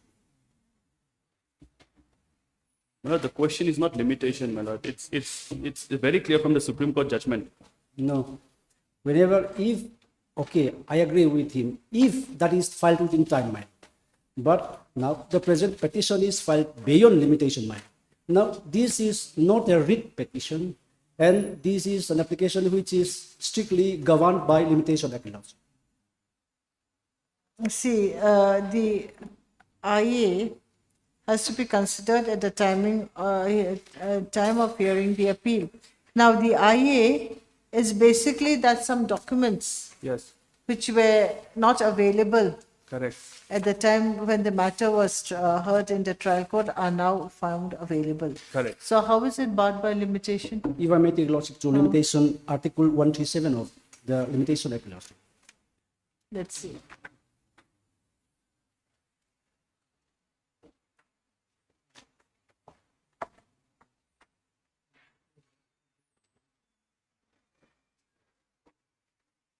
One, 137, is it? My lord. Since the present application is under Order 41, Rule 27, Lordship, and for that there is no specific entry under the Limitation Act. Any specific article is not there, my lord. And for that now, since Any this is an other application, any other application, any other application for which no period of limitation is provided elsewhere in this division, the period of limitation is 3 years, Lordship. And You see, but when you discover something, then how will you start calculating the limitation period that, from my which lord- date? When the date of discovering the documents? now, this is since How will you this is an calculate? appellate stage, Lordship. Their right to apply accrues from the date when we file the RFA, Lordship. The present RFA was filed on 29th of August 2019, Lordship. 2019. The present IA before Lordship listed today is filed on 2 2nd of April 2024, almost 5 years. Okay, now the IA, what does the IA say? When was it discovered, the documents? They discovered it actually way before that, my lord, during the trial. My lord. So, my lord, all these things, what my learned friend has raised, No, my lord, not- these are all to be decided, my lord, together. Not to be decided, has to be decided today, my lord, because this is not on merit. Because- This is on the preliminary objection that I raised, my lord. My lord, if your lordship will turn to that judgment I have If provided, we have to enter Okay, into the merit, let's see my the lord, judgment first. the judgment. I agree with his judgment if it's relating to So, the merit. if it is just any application, okay, any application under Order 41, Rule 27 is to be considered at the time of hearing of the appeal on merits. Correct. Now, so when we hear the appeal, those documents, if you say that they cannot be considered, then we'll hear that also, then we will not hear, if we say that, then we'll see whether the limitation or the grounds of limitation, these cannot be considered at the time of hearing of the appeal. We'll hear the appeal, and then in the appeal, he says, now we want these documents. Then you can say that those documents cannot be considered because they are barred by limitation. Then we'll see. Now it's It's specifically only bits and pieces like explicitly that. barred by limitation, my lord. So you give that objection at the time of hearing the appeal, then at the appeal, if we find that this cannot be considered in the, during the appeal, then we will not consider because it's barred by limitation. You still have, you can submit that. That you have a good point, you can see that. Well- Okay. Anyway, heard Mr. Joseph L. Lente, learned counsel for the applicant / appellant, along with Mr. C. Zoram Chana, learned counsel for the private respondents number. Number 1. Okay, private respondent number 1, and Ms. Lalnun Louis, learned government advocate for the state respondents number 2. Okay, 2 to 4. Then who's 2? Private respondents number 1 and 2 maybe. We'll just see. Who is respondent number 2? No, respondent number 2, my lord, is the Land Revenue Department Secretary, my lord. Okay, then it's 2 to 4. Okay. The learned counsel for the applicant, by submitting the judgment of the apex court in Union of India versus Ibrahim Uddin and another, reported in 2012 8 SCC 148, submits that the instant application filed under Order 41, is it? Yes, 41 Rule 27. Rule 27, my lord. 27 may be heard along with the RFA.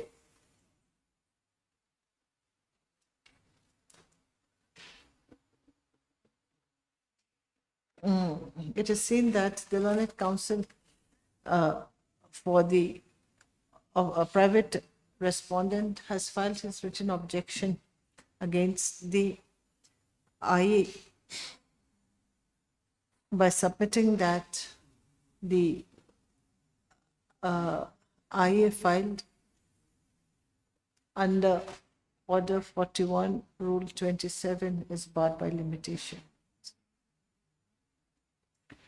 However, this court, considering the cited judgment in Union of India versus Ibrahim Uddin and another, within brackets, Supra, find it appropriate to consider the said application filed under Order 47, Rule 27, along with the objection filed regarding the matter being barred by limitation, while the RFA 12 of 2019 is heard.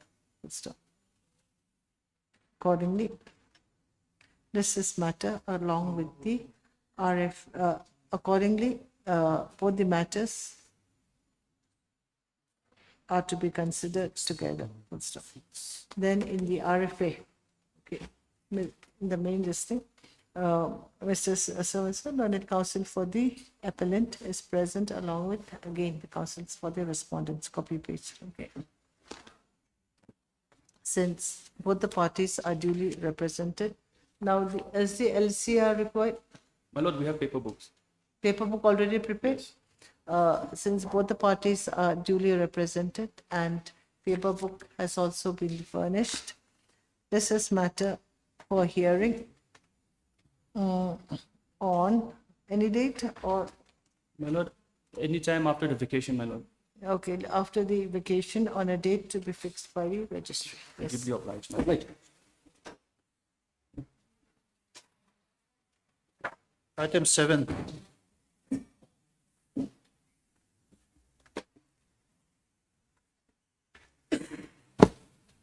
My lord, the present IA is an application seeking for the condonation of delay of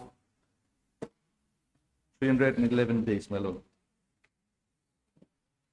Oh, so last court So, date to I- be given, last court right, date, to file I- additional lord. affidavit, not filed? I have filed, my lord. I Okay. have filed my affidavit. Are you going to respond to the additional affidavit? Not- or not required, my lord. Not required, okay, yes. And my lord, by filing the affidavit, I enclosed a copy which was obtained from the trial court. The trial court issue register, which is enclosed in the affidavit by writing as Annexure A, my lord. If your lordship can see, my lord, the affidavit. Where's the additional affidavit? Filed on 23rd June, is it? Yes, my lord. Oh, yes. Here, serial number was given, my lord. At serial number 96 in the annexure, at the lower portion. Great. Yes, 96. What is 96. this? This is the issue register, Okay, registering that the copy of the order was issued to the council. The case number was written 25 of 2016, and serial Matswana through council H. Lawton and okay, so you're saying it's, okay, was not issued- directly, so you did not have a copy because Yes, it was yes. issued? Issued only through council. Previous council was JH. Is it? H. Lawton. Okay, H. H. Lawton Puya and others, Malo. It was issued on 1st September 2023. Okay, and the others, serial names and serial number 89 are the opposite party defendants, is it? Yes, Malo. Okay, okay, So by filing this, what I'm trying to show is that the copy was issued through council, Malo. okay. And the impugn order 23/8/2023 in civil suit number 2025 for 2006 was issued on 1st September. And as the earlier council had not intimated the issuance of that impugn order, I do not have the knowledge, my lord. Hereby filing this application, I had stated that I acquired the knowledge on 35/2024 only. And my lord, after that, I engaged the council, another council, on 5/6/2024, Okay, which I had mentioned in my application also. And my lord, on that same day, I applied the certified copy of the impugn order, and certified copy was issued on 18/6/2024. And after that, the case record kept by the earlier council was not handed over till the month of August 2024, my lord. And after receiving the drafting, the file, the appeal petition was drafted from 6th September till 17th September 2024. And after doing the retyping and translation and xeroxing till 27 September 2024. so how many days This- did you this is- take for xeroxing and all? Yes, my lord, yes. How many days? The delay Certified to copy, xeroxing, how many days? Uh, by for that purpose of xeroxing and doing this Xeroxing will take how long? Half an hour? How many pages? 9 days, my lord. 9 days to Xerox, days. 1 week. 1 week, yes, my lord. Almost. When did you apply for the certified true copy? Certified true copy was applied on 5/6/2024. And then when did you receive it? I received it on 18/6/2024. Okay. And petition was ready to be filed on 27/9, my lord, 2024. Here, 3 months. What is the reason given here? 18/06/2024 to 27/09? that is, the reason is that, my lord, the case months. record was sought to be handed over from the earlier council to the present council, my lord. But the earlier council failed to hand over the same till the first week of September, my lord. As soon as the case record was received in the first week of September, the drafting was done on 6th September till 17th September, my lord. Okay. You're a resident of which place? I You're residing where? am residing at my lord, Luang Mall. Okay. Long Mall area. And my lord, here the delay runs from 22nd November 2023 till 27/9/2024. And my lord, that total number of delay after deducting the period of appeal of that 90 days will come to 311 days. 311 days, my lord. And my lord, here, with regard to the main appeal, my lord, the main appeal is about challenging the impugn order which rejects the plaint on account of limitation. By filing the main appeal, my lord, here I challenge the order passed by the revenue authority, and the matter pertains to an issue about immovable property, my lord. Here, so far as my understanding is concerned, and so far as my explanation is concerned, the matter pertains to immovable property, and in respect of the immovable property, the period of limitation shall be a period of 12 years. But the trial court, by deciding Okay. that Oh. in order to challenge the order of a particular order, a period of 1 year is to be counted in respect of the present case. So by relying on that, the Trial court took the 1 trial year, said it's 1 year, while you say it should be 12 years. it should be Is 12 years. So due to that, I have a genuine case, because earlier the present suit land, which was under dispute before the trial court, was under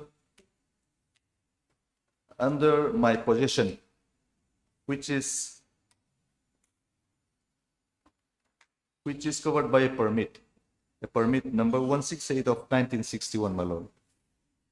And as per the approval and authority of the original owner, I had obtained heirship certificate, my lord. Original owner is who? Your father? Or original, not my father, my lord. Sri Lalua Taralte is the husband of my wife's sister. Husband? Husband of my wife's Wife's- sister. Oh, wife, sister, huh? So your brother-in-law type of. is it Yeah, a- yes, oh, yes, oh. brother-in-law, my lord. So he passed, he died, and you obtained his heirship certificate for that property. My in lord, your name. yes, yes. The subordinate district Why, council. why not to his wife? Because here, my lord, I also enclosed the affidavit duly executed by his wife, stating that her His husband- brother-in-law, her Yes, husband. her Right. brother-in-law had authorized me to apply for the heirship certificate and for mutation of ownership, which I had enclosed at page 55 of my main appeal, my lord.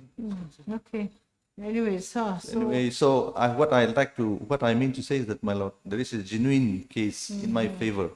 okay, So the case is filed in the year 2016. It keeps on pending till date, and when we are about to start the trial, to start the evidence, to call the witnesses, the application for rejection of plaint was filed by the respondent, which was allowed. So for the last more than 20 yes, years, okay, you have some authorities to I rely have upon? authority, my lord, yes. And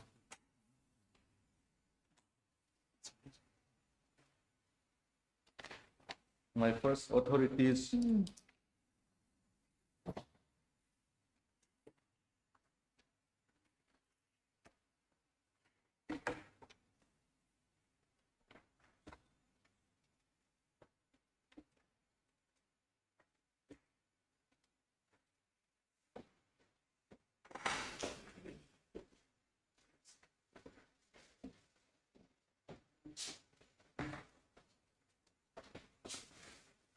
my lord, here I'd like to first rely upon the authority decided in 2013, 14 SCC,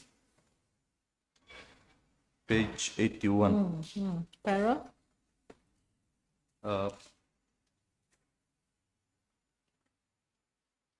Para 11, 10, 11, and 12, my lord. If I may read, my lord. Yes.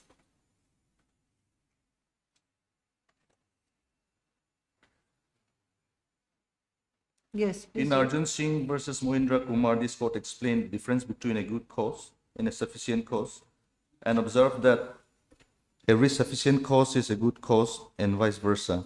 However, if any difference exists, it can only be that the requirement of good cause is complied with on a lesser degree of proof than that of sufficient cause. The expression sufficient cause should be given a liberal interpretation to ensure that substantial justice is done, but only so long as negligence, inaction, or lack of bona fides cannot be imputed to the party concerned. Whether or not sufficient cause has been furnished can be decided on the facts of a particular case, and no straitjacket formula is possible.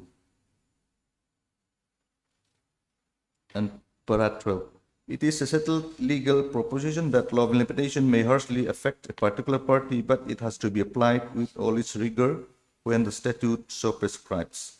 The court has no power to extend the period of limitation on equitable grounds. A result flowing from a statutory provision is never an evil. The court has no power to ignore that provision to relieve what it considers a distress resulting from its operation. The statutory provision may cause hardship or inconvenience to a particular party, but the court has no choice but to enforce it, giving full effect to the same. The legal So this is not in your favor, this, anyway. My lord, here what I'd like to mention is that if, in order to do substantial justice, my lord, here it has, the sufficient cause should be given a liberal interpretation. And another authority is 2025 1 SCC, page 265, Mulchandra versus Union of India and another.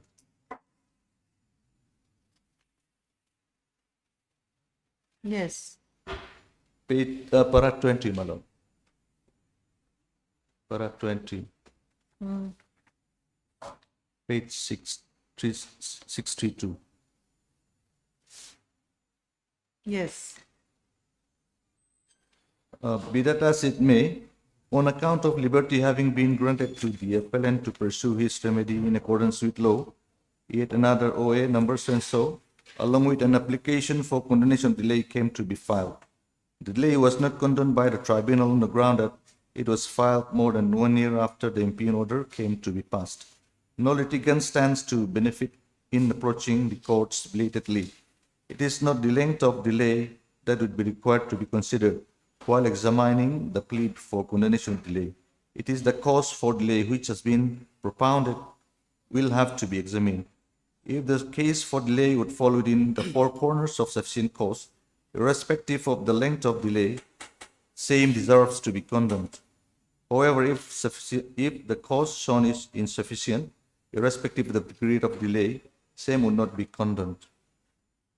So, my lord, here, So you're saying there's sufficient cause? yes, the main issue is with regard to sufficient cause, irrespective of the length of delay, my lord. It may not be a very good cause, but it's sufficient. That's My it, lord. it's sufficient. Okay. And also, my lord, here, your lordship had also passed an order in one particular case, my lord, that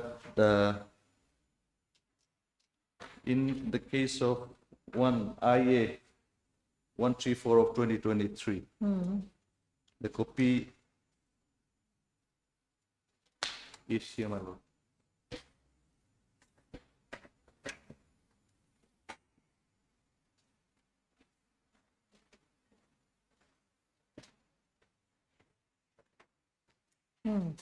In that case also, my lord, the delay was condoned. Why was it With condoned? regard to- I've condoned many delays, huh? Yes, in that delay was 430 something days, But 435 what days, was the reason? without having any supporting documents, my lord. So here in my application, I have stated each and every delay suffered for having the delay of that 311 days, my lord.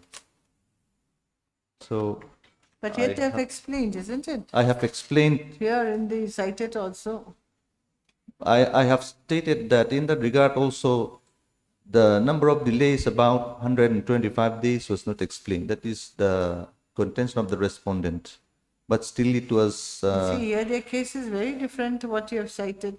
Here people in a situation where they are similarly situated had already received their money. They are also similarly situated.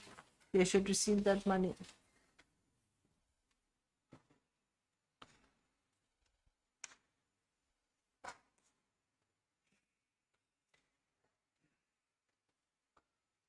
Anyways, so my lord, my prayer is that I have explained each and every delay of that 311 days. So if the present application is not allowed, then I will suffer an irreparable injury because I'm in the sued land till date for the last more than 30 years. So if the present application is not allowed, then the main appeal will stand automatically be disposed of without considering on merit, my lord. So I'm praying His Honorable Court to condone the delay of 311 days, my lord. yes.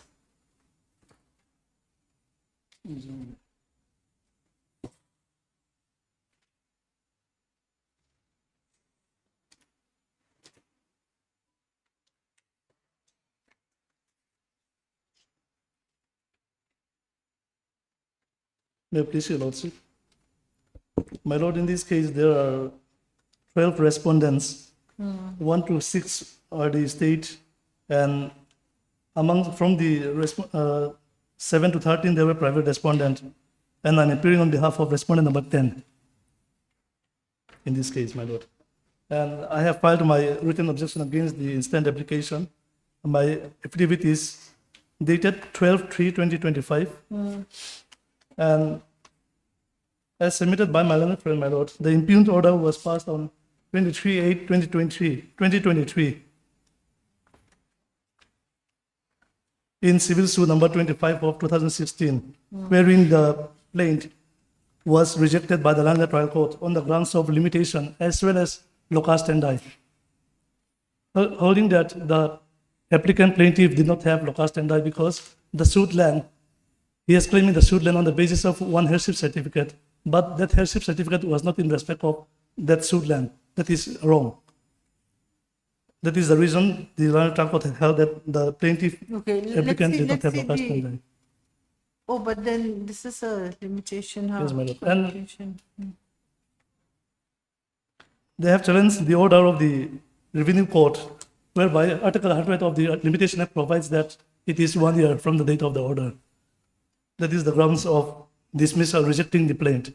And one thing I would like to submit is that in the plaint, in this case, civil suit, my lord, the private defendants have also made counterclaim, which the plaintiff had also contested. And the trial is going on before the Land Trial Court. And the impugned order was passed on 23/8/2023, my lord. And the applicant plaintiff was duly represented by his appointed counsel on each and every court date. His main, this thing is that he was not informed Yes, my by lord. his counsel, the then counsel. Only my lord. recently he has been informed, isn't it? But, my lord, the grounds statement, there is no statement, grounds taken by the applicant in the instant application that no specific name of the advocate or no specific averments was made in the application, my lord. And the only contention of the applicant is that he came to know, he was informed only on 30th of May 2025. The statement that used in the application is in para 3 of the application, my lord, if I may take a lordship to para 3 of the application. Wait, let me just say additional. IA number 169 of 2024.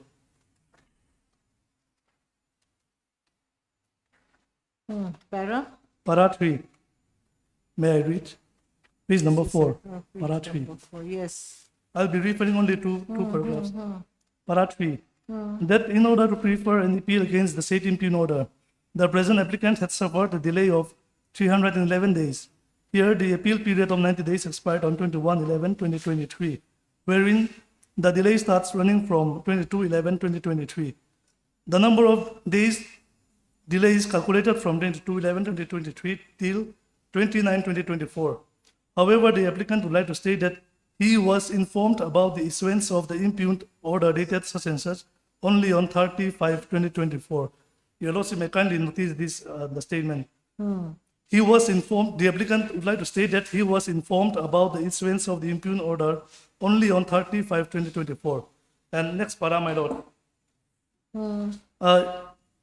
Under the para 3, my lord, there was no any specific statement who had informed about the issuance of this impugned order.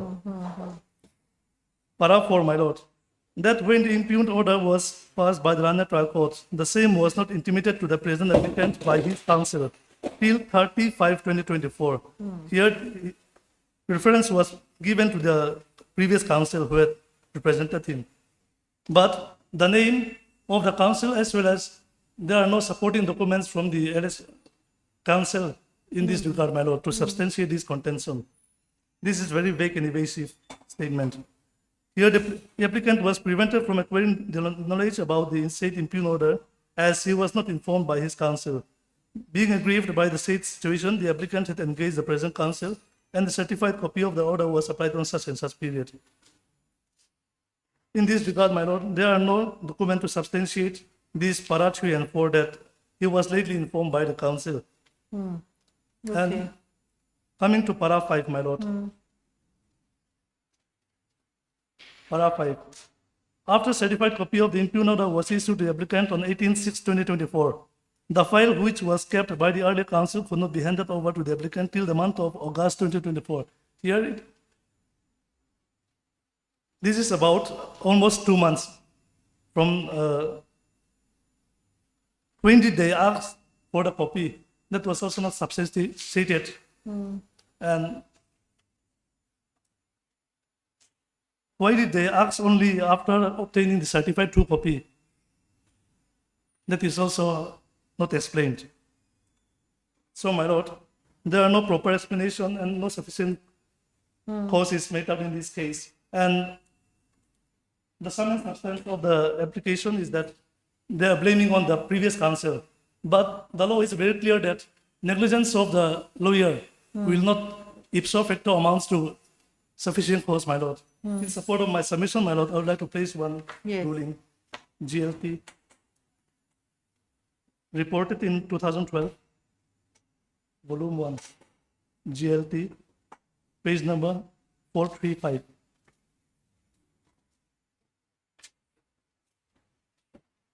Para 5 and 6, it's a short judgment, my lord. Para 5, I'll read from Para 5. We have given our NCS thought to the submission of the learned counsel of the parties. We have also perused the contention made in parasas and such of the instant application.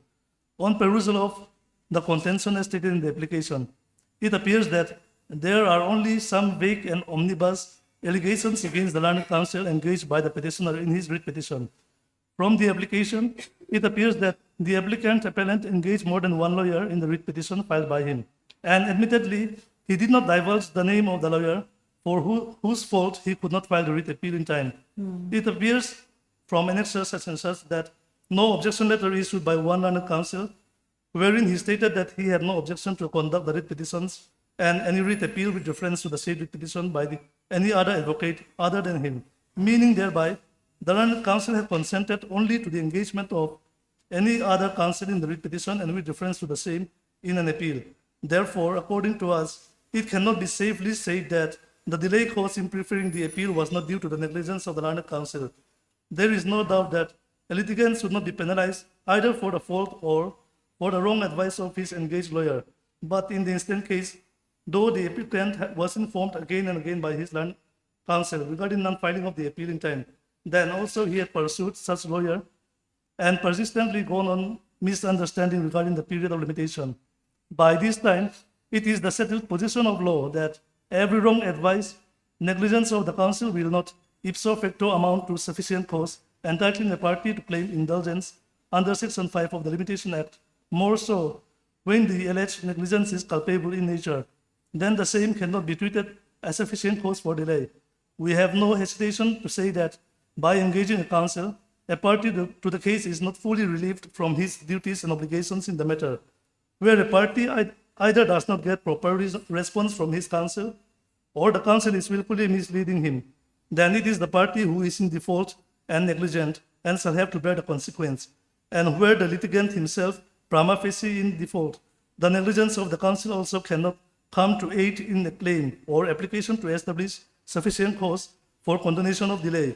We are of the further opinion that when the earlier engaged counsel of the applicant failed to prefer the appeal for a period of 3 months even after his persuasion, then he ought to have engaged another counsel at the time itself. It further appears from the record that he waited for more than 2 years for preferring the appeal. He should not have depended upon the assurance of his previous counsel. More so, admittedly, the applicant did not divulge the name of his lawyer for whose fault mistake he could not file the appeal in time. Thus, the Land State Council rightly contended that the applicant is not a rustic villager, rather a government employee who is very much presumed to be aware about the practice and procedures of the court, and it would not be proper to grant the relief sought for. In the present case also, my lord, the name of the lawyer has not been mentioned, and also that there is gross negligence on the part of the applicant himself, my lord. The suit property is the place wherein he is residing. He is supposed and expected to be more vigilant than keeping this case in the hand of solely in the hand of the advocate, my lord. And further, my lord, if I may refer to the written objection filed by the other private respondents, affidavit dated 3/6/2025.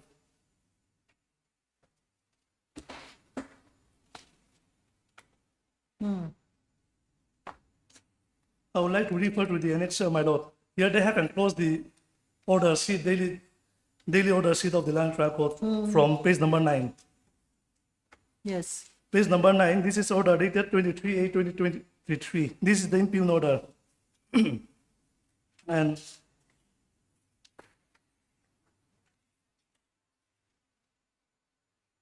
if your lordship may kindly see page number 15, 15 of the said annexure. Page number 15. I would like to place before your lordship that they were duly represented during trial of the suit. Page number 15, order dated 21/9/2023. This is the next subsequent date after the impugn order. 21/9/2023. Counsel for the parties are present. And on the next, my lord, 3/10/2023. Counsel for the parties are present. And coming to the following page, at page number 16, 2/11/2023. Counsel for the parties are present. And again on 22/11/2023, learned counsel for the parties are present. 25/1, counsel for the counterclaimant is present and prays for time. On the following page, at page number 17, 27/2/2024, learned counsel for parties are present. 4/4/2024, counsels for the parties are present. And my lord, this 15/5. Who is the counsel here? The previous counsel? Yes, my lord. Under any circumstances, And the he was duly impugn represented. judgment, okay, it was on 23/08, and he continued to be represented. Yes, my lord. On the subsequent 9/10 court dates. And my lord, kindly see page number 18, order dated 15/5. This is important, my lord.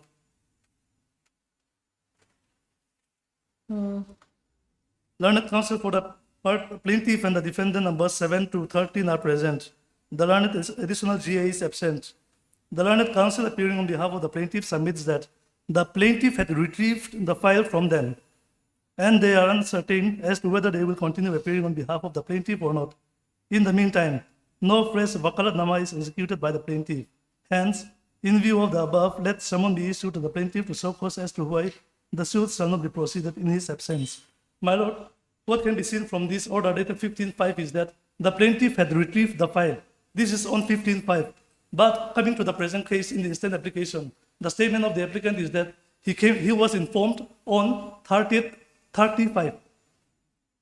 This is incorrect statement made by the applicant according to the private respondent. He was informed about what? About the matter on 13/5. 35. That is according to the application in the instant application. 135 or 305? 30, my lord. If I may take your lordship back to the instant application to refer these amendments. Para 3 of the application of the IA.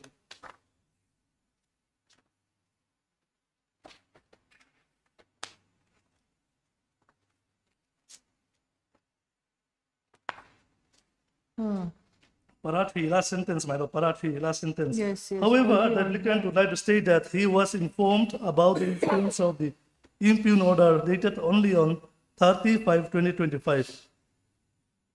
2024, I'm sorry. And again on para 4, first sentence. When the impugn order was passed by the learned trial court, the same was not intimated to the present applicant by his counsel till 30/5/2024. So, my lord, this is purely incorrect statements which cannot, and on this count alone, my lord, the instant application is liable to be rejected, my lord. And in support of my submission, my lord, I would like to place one authority of the Honorable Supreme Court reported in 2008-17 SCC 448 para 12.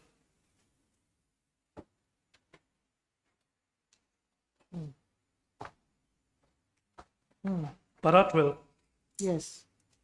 The Law and Judiciary Department, as early as on 13/4/2000, that is, to say within the period of 15 days from the date of the award of the reference court, communicated its decision to acquiesce in the decision of the reference court and communicated the same to all the concerned, including the beneficiary of the acquisition. It is not the case that the executive engineer did not receive the said communication. Having received the said communication, the respondent did not act in the matter and initiated any steps for filing the appeal if it was really aggrieved by the decision of the reference court. Starting from here, my lord. There is no doubt whatsoever in our mind that the respondent made totally incorrect statement in the application filed in the High Court. We express our reservation as to the manner in which a public authority conducted itself in its anxiety to somehow get the relief from the court. In our considered opinion, incorrect statement made in the application seeking condonation of delay itself is sufficient to reject the application without any further inquiry as to whether the averments made in the application revealed sufficient cause to condone the delay. That a party taking a false stand to get rid of the bar of limitations should not be encouraged to get any premium on the falsehood on its party by condoning delay. Excuse me.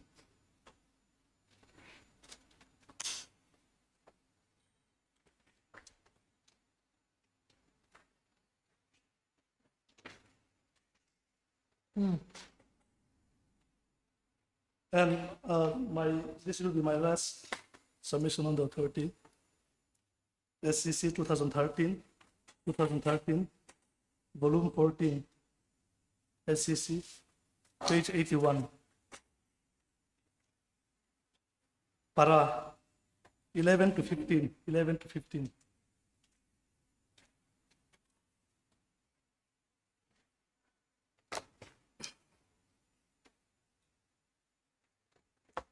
Para 11 is in page number Yes. 86. The expression sufficient cause should be given a liberal interpretation to ensure that substantial justice is done, but only so long as the negligence, inaction, or lack of bona fides cannot be imputed to the party concerned. Whether or not sufficient cause has been furnished can be decided on the facts of a particular case, and no straightjacket formula is possible. It is a settled legal proposition that law of limitation may harshly affect a particular party, but it has to be applied with all its rigor when the statutes so prescribe. The court has no power to extend the period of limitation on equitable grounds. A result flowing from statutory provision is never an evil. A court has no power to ignore that provision to relieve what it considers a distress. Same judgment Yes, my lord. quoted by the council. That's why I just asked, is this in your favor? Because same judgment was my quoted lord. by the council for the applicant, isn't it? Huh? The law may be hard, but it is the law, my lord.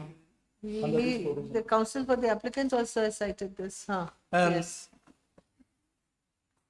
as I have stated earlier, my lord, in the present case, the main dispute is regarding who will be entitled to the suit property. And we have filed a counterclaim which was duly contested by the applicant plaintiff by filing written statement. In the event of dismissal of my counterclaim, he will win and succeed, remains in the suit land. So he will not be in any manner prejudiced from rejecting the instant application. And my humble submission is that on the basis of my submission and the authority which I have referred, my lord, the instant application is devoid of merit and it may be dismissed accordingly. Yes.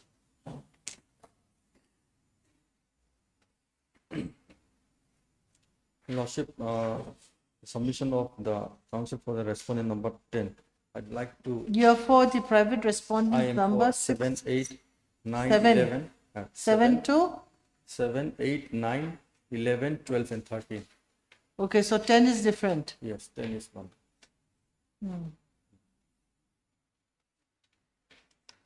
Mostly, I'd like to adopt the submission made by the counsel for respondent number 10 because the issue is the same, and my ground for making this objection is also somehow similar to what the submission is already being made. I would not like to repeat on that, but the only submission I would like to make is that the applicant was much aware before though he has stated that in his application he came to know only on 30/5/2023. It is available on record through the order sheet which has been annexed in this application. That I would like to make my submission. And in addition to that, I would like to rely on my written objection in paragraph number 5.1, and I would not like to repeat on those things which has already been made. 5.2 and 5.3 and paragraph number 6, which is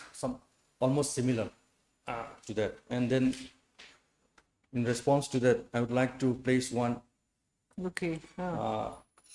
order which has been passed by your lordship in delay application in one of the case, regarding the sufficient cause which has not been.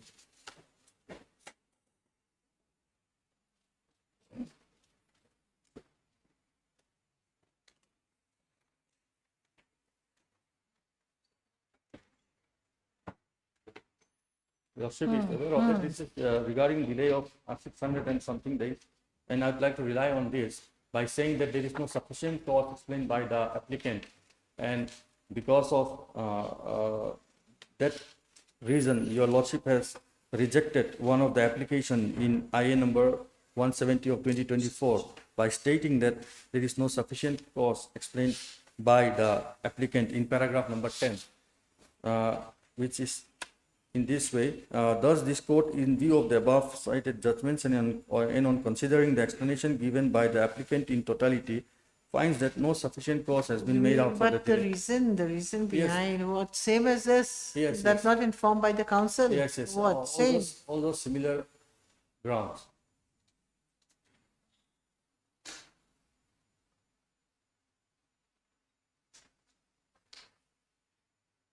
This is attempt to come to an amicable settlement, his reason, but there's no proof that they had made any attempt. So it's very different. Your ground in but, this, in this case just the also number of days yes. you've allowed in this, you didn't allow in this. You have to look at the reasons. In this case also, there was no sufficient cause properly explained. The council has, the applicant has stated that he had not been informed, but the order sheet of the trial court has clearly reflected that he No, was here- much aware here- prior to the date on which he said he came to know. There were so many reasons in totality of all the reasons we had come to this finding. One was that it was submitted that they're trying to come to some amicable settlement, isn't it? But nothing, In no this case, settlement I could would be like to- reached, nothing like what- that here. What I would Something like to say is that the applicant has stated that he came to know on 35, but by going through the order sheet, the applicant was much aware of it, and it was on 15/5/2024. He collected the files from the council and he came to Okay, know on it. okay. So Yes. incorrect statement which has been made. That is the reason, and as I have stated, I'd like to rely on my written objection which has been already. If I'm appearing on behalf of respondent 126, however, we have no comments in this instant Okay, no application. I will adopt the submissions, adopt, objections made by the private respondents. You said that you're just a pro forma because you're the Yes, madam. government. This is a dispute between the property. In the main trial, this thing court, where you also made a party as Yes, one my of the lord, we defendants. were made a party in the You were one of the defendants because you had issued some maybe pass or this thing to the present respondents. So you are citing the respondents in the trial court also, is it? Yes, Then you ma'am. can adopt. Okay, then you adopt. Yes. Heard anything to mention? Nothing. No rebuttal. I've heard nothing new. My lord, that with regard to the submission made by the learned counsel for the respondent number 10, Yes. with regard to the counterclaim, my lord, here the counterclaim pertains to the claim of the respondents, my lord. And by filing the reply to Okay, the okay. counterclaim, what I'd like to mention is that all those pleadings mentioned in the main suit are not repeated, meaning that the pleadings are incomplete in respect of the reply to counterclaim. What is the stage in the trial court? The trial court in the States is for maintainability of the counterclaim. Okay, anyways. Concerning condonation points, nothing to rebuttal. Okay. Heard Mr. F. Lalengriana, learned counsel for the applicant. Also heard Mr. Victor Elrod, learned counsel for opposite party / respondent number 10. Mr. Roshan Shubedi, learned counsel for private respondents number 7, 8, 9, 11 and 12. 12 and 13. 13 also, okay, 13. And Mrs. Caroline K. Lungoikui, learned government advocate for respondents number 1 to 2. 6. Oh, 1 to 6, okay. 1 to 6. Having heard the submissions made by the learned councils, matter is reserved for order. No problem. Yes, Item 8.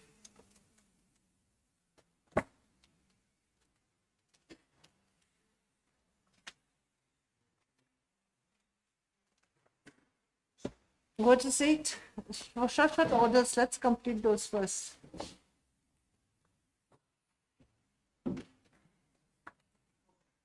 Yes, what is it? This is your lordship, as I can see, the matter is admitted and can be listed for hearing. Paper book has Okay, already LCR been is received, prepared. paper book Paper book prepared. received. Okay, Mr. Bedi, learned counsel for the Appellant. appellant is present along with Mr. H. Lalswala. H. Malsoma. Learned, H. Lalswala. okay, learned counsel for the respondents. Respondent. Only one respondent. One Sole res- respondent. for the sole respondent.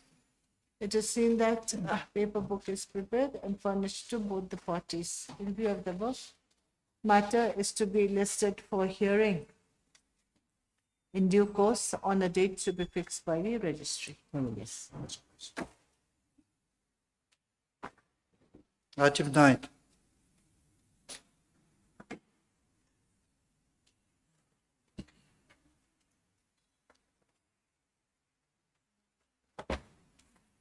Yes. Lordship, yes, by the order dated 2/5/2025, I was allowed to, Dusty mode. yes, So Lordship. have you taken steps? I have taken steps to the respondents, Lordship. However, I have not received back the documents Okay, which they, further time. yes. So I may be given another time. Mr. Johnny L. Dodson, learned counsel for the applicant is present and has paid for time to furnish his affidavit of service of notice to the respondents through dusty mode. Accordingly, list after 2 3 weeks. weeks, Lordship, 3 weeks. 2 weeks or 3 weeks? How 3 long? weeks, Lordship. 3 3 weeks. weeks. Yes. Item 10. Bail application. None appeared for the applicants on call. List the matter after 1 week.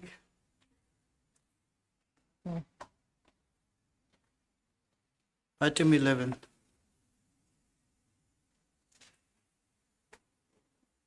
Yes. Your Lordship, it's bail application number 25/2025.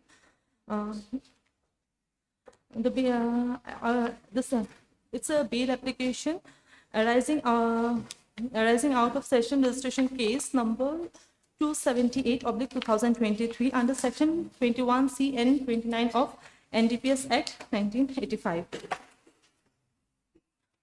So have you made an attempt before the trial court?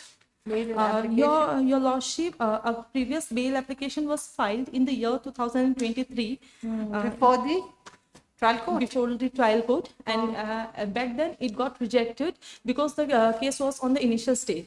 After that, due to some financial crisis, the accused could not afford a lawyer to file another bail application. So this will be the first bail application before the Honorable High Court. So charge sheet has been filed? Yes, Your Lordship.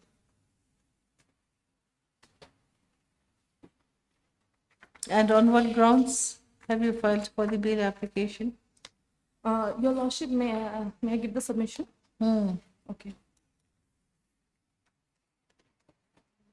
Your Though you can approach the High Court, but usually the procedures you approach the trial court. You approach the trial court at the time of investigation, isn't it? yes, Your After Lordship. charge sheet has been filed, Yes, Your Lordship. you The have po- not approached the trial court yet, and you've come directly. So the grounds in which you prayed for bail before the trial court. would now be different. Your Lordship, earlier some other advocate has filed the like bail application earlier in the trial court, and I have come from Guwahati, Your Lordship, so it becomes very difficult for me to appear like. So I just got it once. So the person is already in detention since 107 weeks. Where's That is- the order of the trial court rejecting the bail application? Your Lordship, it's Annexure 7, page number 36.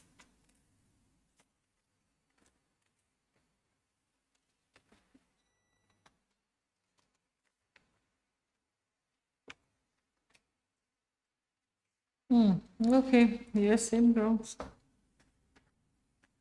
Anyways, heard, miss? Lubna Chaudhary. Your Lordship, I have a prayer before the Honorable Court. Your Lordship, can we do the hearing before the like vacation only, like within this week? The bail Let's see, hearing. we'll have to see. Heard, miss so-and-so? Learned counsel for the... Lubna Chaudhary. Lubna Chaudhary, learned counsel for the petitioner who has filed the instant application under section 483 of the BNSS, 2023, praying for grant of bail to the accused applicant who was arrested on, when was he arrested? Your Honor, he was arrested on 6th June 2023. Sorry, 11 June 2023. That is 11/6/2023. On 11/06/2023 for the seizure of suspected heroin weighing 5.810 kgs, which was seized along with the vehicle Ashok Leyland truck bearing registration number AS-11-EC-5636. Full stop.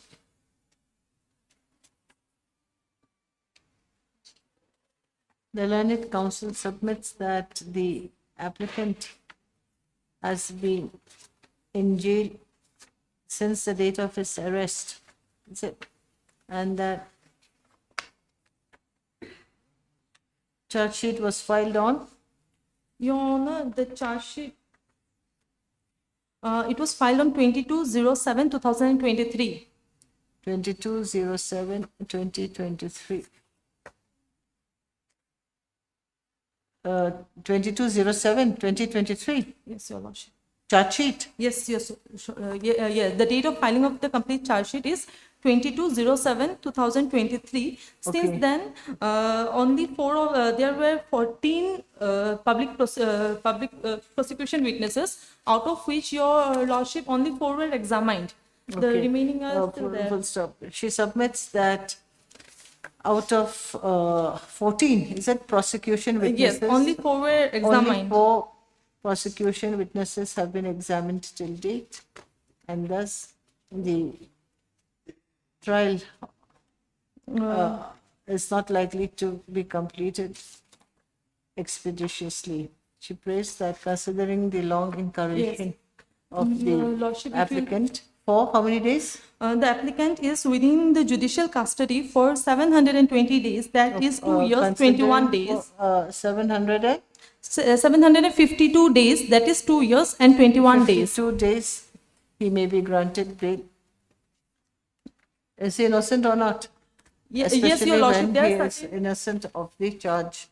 Your- Is it? Or that, what, huh? Sir, Your Lordship, I have certain grounds to pray before Your Honorable Lordship.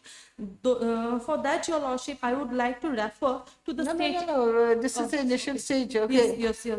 For which she submits that there are sufficient grounds, okay, for the acquittal of the applicant who is innocent of the charge. Stop. Okay.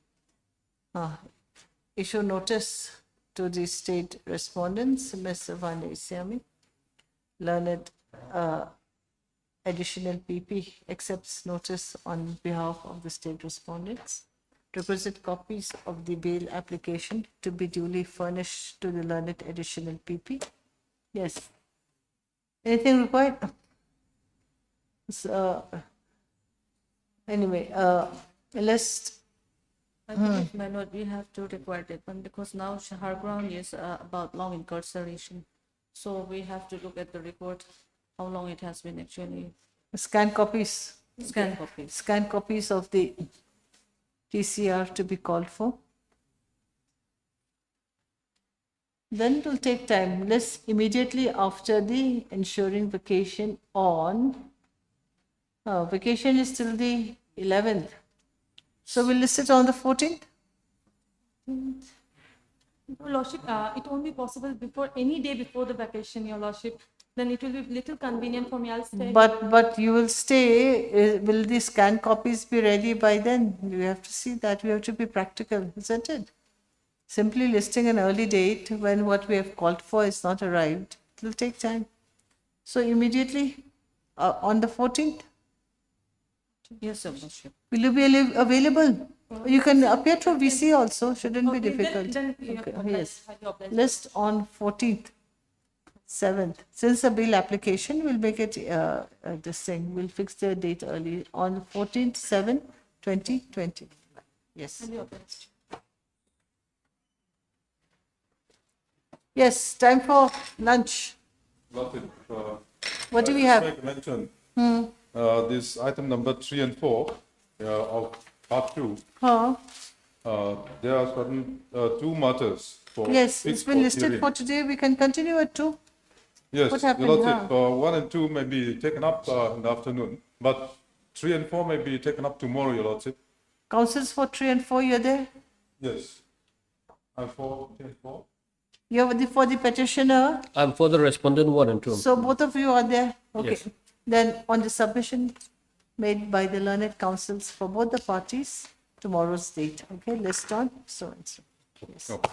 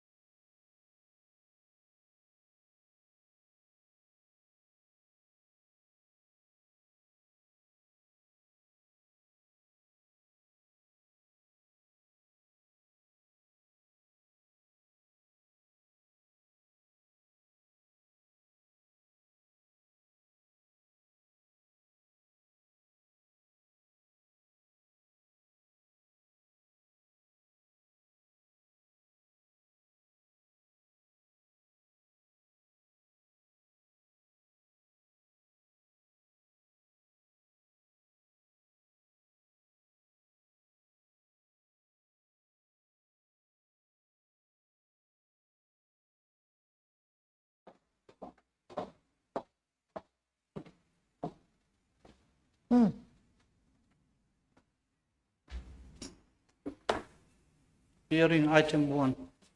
May I please, Your Lordship, Where are the councils for the opposite party? Government? She's on her way? 1 and 2. What about item number 2? are state respondents, Oh, and 4 to 21 are individual persons.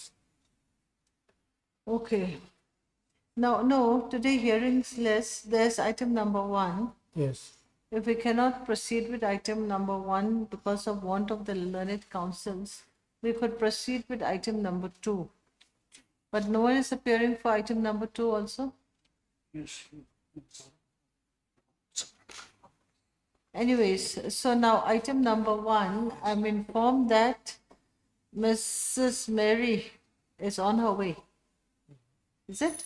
She's coming? Yes, it's coming. 1, 2, 3, all this thing. Government advocate, no private listing respondents, is it? Then maybe we can start if she's coming. What is the appeal about?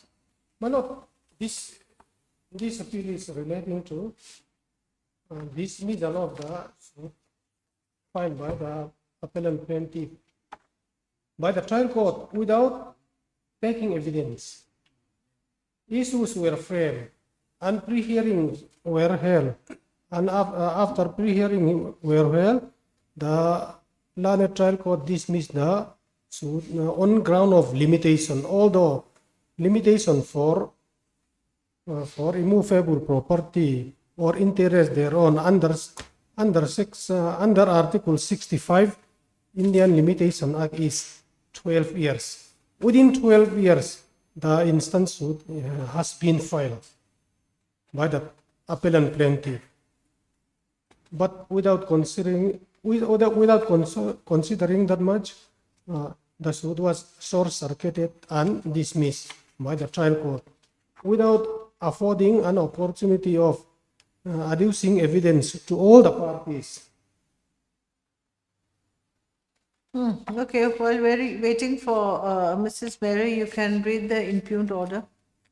What is it about? Where's the impugned order?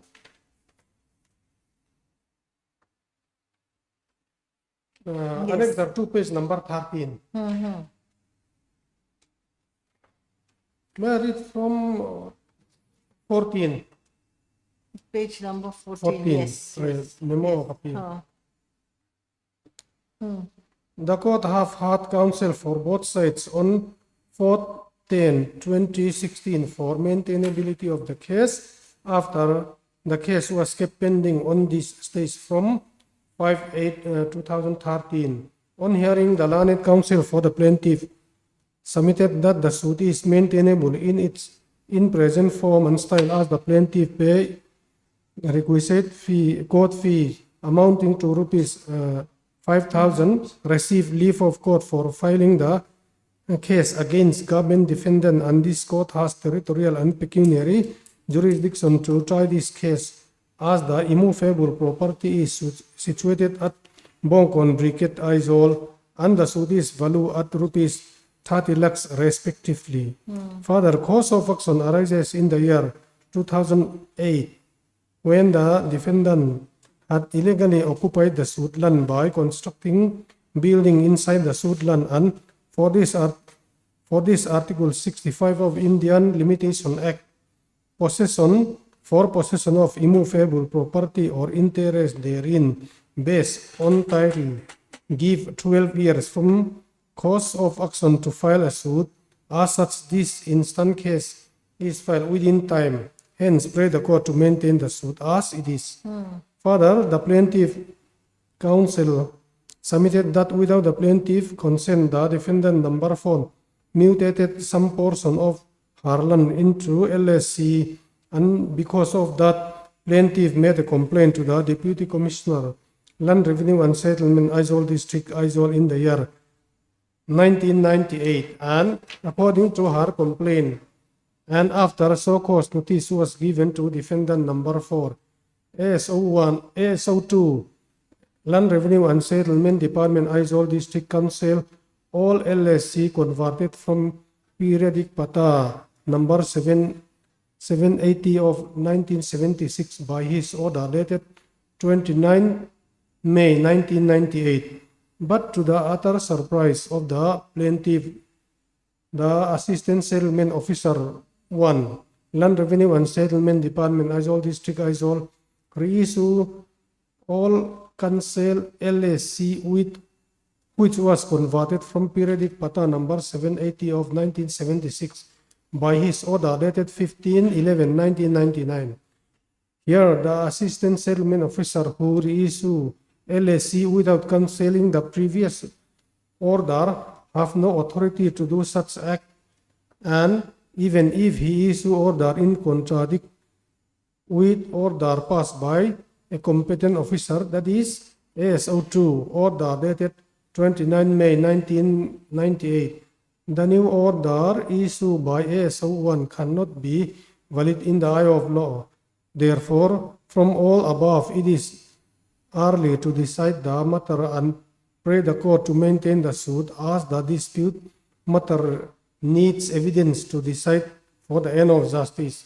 On the other hand, the defendants number 4 to 12 counsel submitted that from the main contention of the plaintiff pray cancellation of order dated 15/11/1999 issued by ASO1, Land Revenue and Settlement Department, Aizawl District, Aizawl, and cancellation of 20 number of LSCs issued in favor of private defendants within periodic pata number 758/1976 and periodic pata number 780 of 1976 belonging to the plaintiff and defendant number 4 respectively. Here, this instant suit is filed on 9/8/2011, which means the case was filed within 12 years, considering Article 65 of Indian Limitation Act from cancellation of order dated 15 November 1999. But in fact, the defendant number 4 occupied his landed property from 1977 onward, and defendants number 5 to 12 also became rightful owner when LSC was issued in their respective name in the year 1991. Further, prayer for cancellation of 20 LSC which was issued within the plaintiff and the defendant number periodic patas were issued in 3 different years. One LSC was issued in 1985. 9 LSC was issued in 1987, and another 10 LSC was issued in the year 1991, which clearly shows that all LSC was issued more than 12 years before filing of the instant suit. Hence, considering the present submission of the plaintiff counsel that this case was covered by Article 65 of Indian Limitation Act, cause of action arose in this case was more than 12 years before filing of the instant suit. As such case cannot be proceeded as period of limitation bar the suit. Further, defendant number 4 to 12 counsel submitted that plaintiff and defendant number 4 have periodic pata registration number 758 of 1976 and 78 of 1976 respectively, and from 1977 the defendant number 4 occupied the land, and in the year 1991 out of the periodic pata number 780 of 1976 he mutated his land into many LSC, and the same was reissued in 1999. The plaintiff also converted her periodic pata number 758 of 1976 into 10 land settlement certificates approximately. As such, both periodic pata are not valid anymore, and it is not possible to restore LSC into periodic pata. Hence, pray the court to dismiss this instant suit as limitation bar it. Further, if the ASO1 who issue order dated 15/11/1999 is not competent to issue such order. The ASO2 who issue order dated 29 May 1998 for cancellation of defendant number 4 and other 9 LSCs cannot be competent either. Defendant number 19, counsel submitted that this case is barred by limitation on the ground that defendant number 19, Lalbia Kunga, purchased his land in the year 1987 from Mr. Zoutranga, who is the one who purchased the said landed property bearing registration number LSC number AZL 2581 of 1987 from the present plaintiff on 12/10/1983. Further, defendant number 19, landed property was firstly converted from plaintiff Van Zaitangi Garden periodic pata number 758 of 1976 in the name of Kero Buangi, daughter of Chongkunga, in the year 1987, and with the consent of the plaintiff, and the said land was transferred to his, namely Ronglupuyan Zoutan Moi, before the present owner purchased it. This clearly shows that the year 1987 is to be base for calculating period of limitation, from when the defendant landed property originally created. As such, more than 24 years was lapsed still filing this instance suit. Therefore, it is clear that to file a suit against the present defendant number 19 cause of action arose at the time when the plaintiff land was firstly converted into LSC in the year 1987, which means law of limitation bar to file this instance suit even if the present suit was covered by Article 65 of Indian Limitation Act, which give 12 years from the cause of action to file a suit. Defendant number 1 to 3, counsel submitted that. So wait, was notice served under section 80? My lord, CPC? leave was granted. Leave taken, okay, then you don't have to read this. Leave was granted. Yes. Then, considering the submissions, the reasoning of Yes. the court, read that. Defend- 12 years, why wasn't it taken? So, the court says that, read the, yes, reasoning of the court, My considering lord, please, number 18. This is 18, operative okay. portion, yes. Second para. Further, before institution of this suit, the plaintiff filed another suit, that is eviction suit number 6 of 2010 before the Court of Senior Civil Judge Aizawl District on the same cause of action, but parties are different to some extent. But the said case was rejected on 4th May 2011 at initial stage after hearing was conducted on preliminary issues, whether the plaintiff has cause of action or not, and whether the suit is barred by law of limitation or not. This shows that even on the same cause of action was rejected on the ground of limitation, before it is not proper to maintain the present suit on the same cause of action later.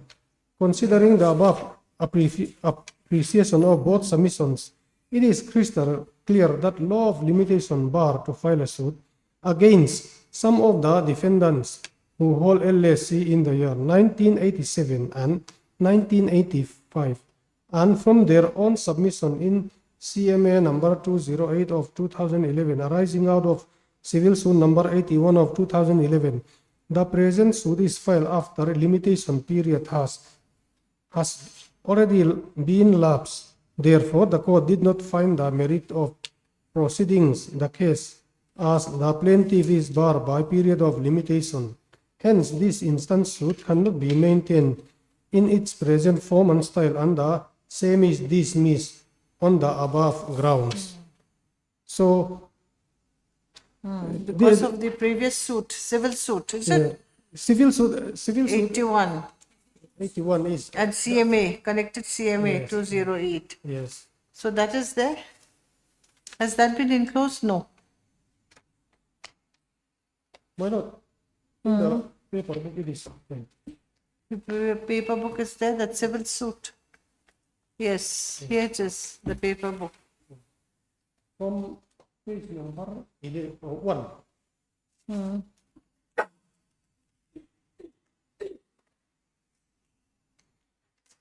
Operative portion is from para number 6, page number 4. Mention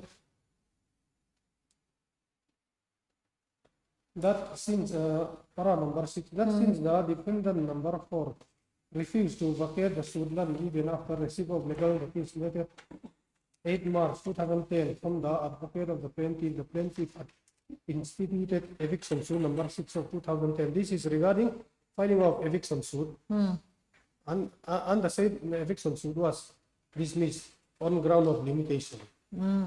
Para number 7. That the defendant number 1 had illegally and unreasonably passed order dated 15 November 1999.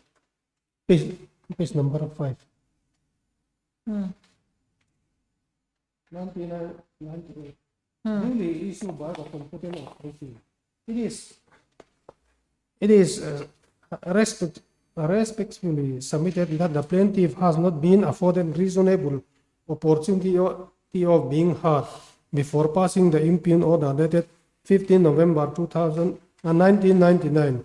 To be more exact, the defendant number 3 has no power to reissue LSC number so and so. So you are which one here? Yeah. Your LSC number? My lord, my land is covered by periodic pata number 758. Okay, of so it's not mentioned 1976. here. Your land is not mentioned here. Yes, but this land encroaches some part of my lands. These LSCs? Yes. Some of the LSCs, My lord, okay. yes. My lord, away from that, I like to take your lordship's notice. This page number 92. This is written statement submitted by the Revenue Department, State Respondent. Para 8. May I read? Yes, please do. That with regard to para number 3 of the plain, the answering defendants would like to state that while the periodic pata number 780 of 1976 belong to defendant number 4 is only 5 because the said area became 15.66 after conversion into LSCs. Due to this, so-cause notice was served to the defendant number 4 as to why LSC, which was issued in excess of his periodic pata, should not be cancelled. The Department, Land Revenue and Settlement tried to make settlement amongst the disputed parties, but no amicable settlement could be made. So even the Revenue Authority also admitted that when the land of the respondent number 4 was sliced out for any other persons, the total number of land, You can leave, come later. the total number of lands from the said LSC is around 15.66 because. So even the Revenue Authority also admitted this fact.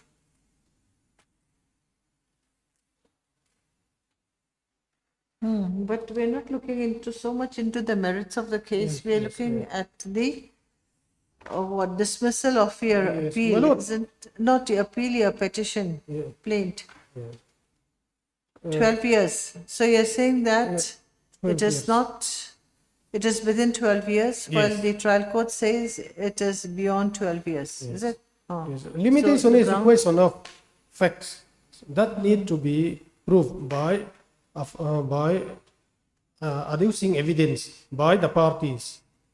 See, the trial court had come to its findings based on the decision of the court in another case. No, Isn't it? this is, Civil suit 81 of 2011. This appeal arises out of civil suit number 81 of 2011. No, Eviction suit. because of the eviction suit. Eviction suit. Because of the eviction suit, Yeah. isn't it? Yes, eviction suit Civil also. suit 81 was dismissed.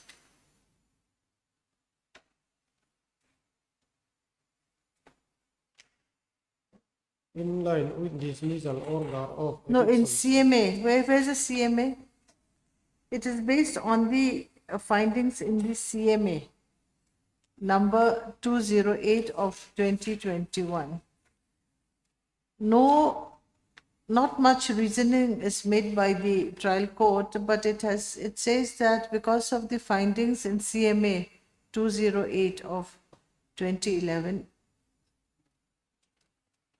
So what is the CMA? It is barred by limitation because of the CMA, isn't it? The reasoning of the court. Then we'll have to see CMA. My lord, to be frank, CMA is not in the record. Why not in the record? Because I'm just saying, because if you look at the operative part of the order, which you have just read, no? Page 18.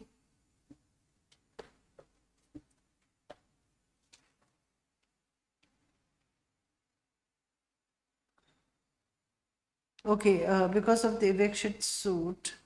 Eviction suit is 2010 case. Eviction suit number 6 of 2010. So have you just read that eviction suit?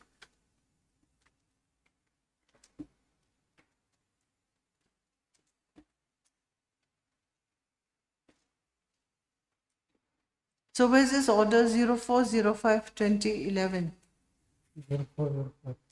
That one is, since that one is not available from the previous, from the plaintiff, this I cannot, so sorry.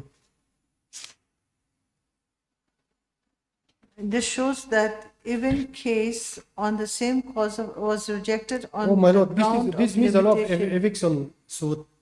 Yes.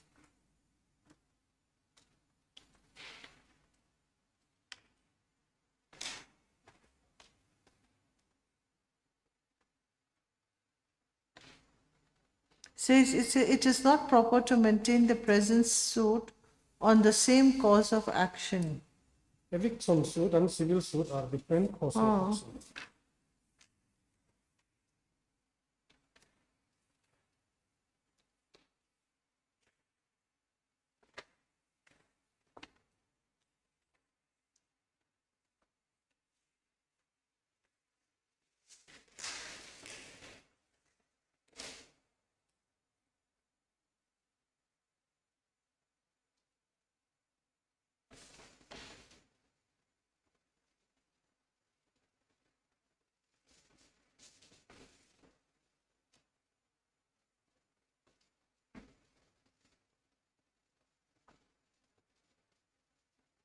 Okay, so what is your case? So my humble submission is the appeal be allowed and remand the case back to the trial court for from the stage to remand the case for retrial from the stage of evidence. Issues were already framed: maintainability, cause of action, and so on. So See, the end where's of the justice. CMA? So read the last two paragraphs of page 18. 18. What evidence is required? See, considering the above appreciation of both sides, the last para 18. Considering the above appreciation of both sides' submissions, it is crystal clear that law of limitation bar to file a suit against some of the defendants who hold LSC issue in the year 1987 and 1985, and from their own submission in CMA number 208 of 2011. Against some of the defendants. Yes, You are the yes. plaintiff, isn't it? Yes, I am the plaintiff appellant. So, again, you are the plaintiff. Yes. So the law of bar against some of the defendants. This is Yes. against some of the Yes. defendants. You are the plaintiff, isn't it? Yes. who hold LSC and from their own, so in CMA 208 and from their own submission in CMA number 208 of 2011. What is the submission? So CMA has been disposed of? No. I think it was already disposed of. 208. Because if the main I don't suit is, understand this order. That's all. if the main suit is dismissed, the same might have been disposed of before disposal of the main suit. The in-present limitation. Limitation bar some of the defendants, some are not bar. It seems so. So for that reason, evidence is necessary. If limitation is barred by the plaintiff in respect of certain defendants, You're the plaintiff. my lord, So you are the plaintiff. So you're saying limitation is barred by some of the defendants. for that reason, evidence So is your LSC necessary. is what? So you're saying that this doesn't involve your LSC? My lord, Your LSC what? my LSC has been encroached by the LSC of the defendants, for which reason the civil suit number 81 2011 has been filed.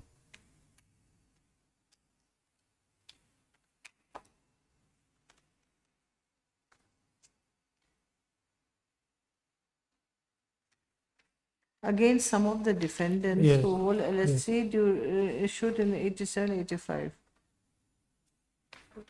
This impugned order has not mentioned in respect of which defendants law the plaintiff is barred by limitation, and in respect of which she is not barred. It is not mentioned. It simply said that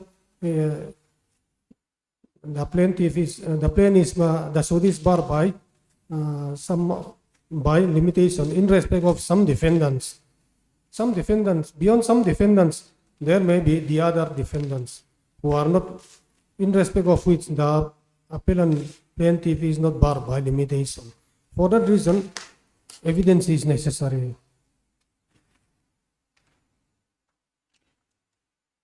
Some of the private defendants, that is, isn't it? Yes.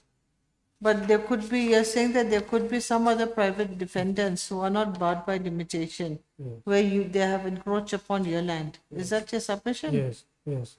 In order to prove that true, if I were barred by limitation, the suit will be relinquished in respect of that one. And how many LSCs do you have? my lord, Periodic patas?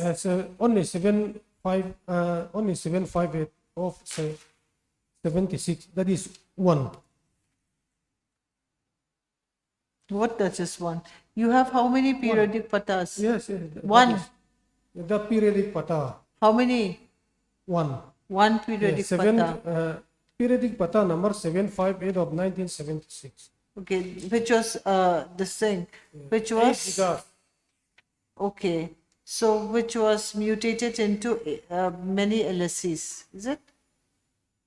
So, it is said that, but as per last time, the said periodic pata was cancelled by the revenue authority. That means the said periodic pata remain valid before it is. And then converted into many cancelled. LSCs. Yes. But all the LSCs are within a certain period. Yes, on different, some 87 to 85. 87, 91. Okay, they are the 91s also. So if it's 91, it's not barred by limitation. Well, no, because complaint was submitted by the appellant plaintiff in the year 1998.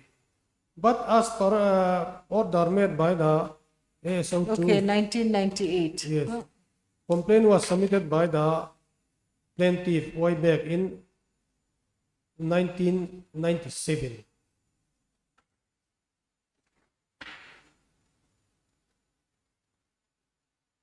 So if it's 1997, complaint. As per Annexure 2 of the plaintiff, first para, may I read Annexure 2A, page number 10A. Whereas Of the paper book. paper book, my lord.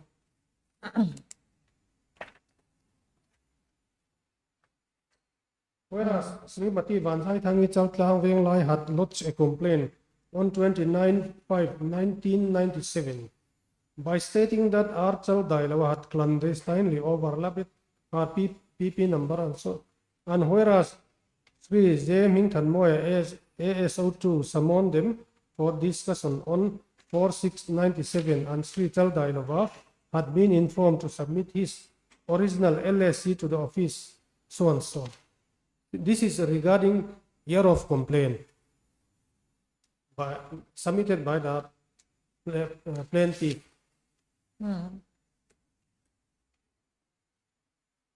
This is before the review, Yes. Deputy Commissioner. Yes.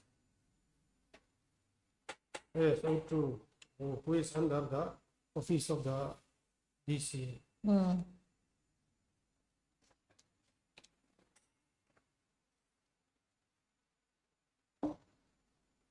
So, my humble submission is to remand back the case for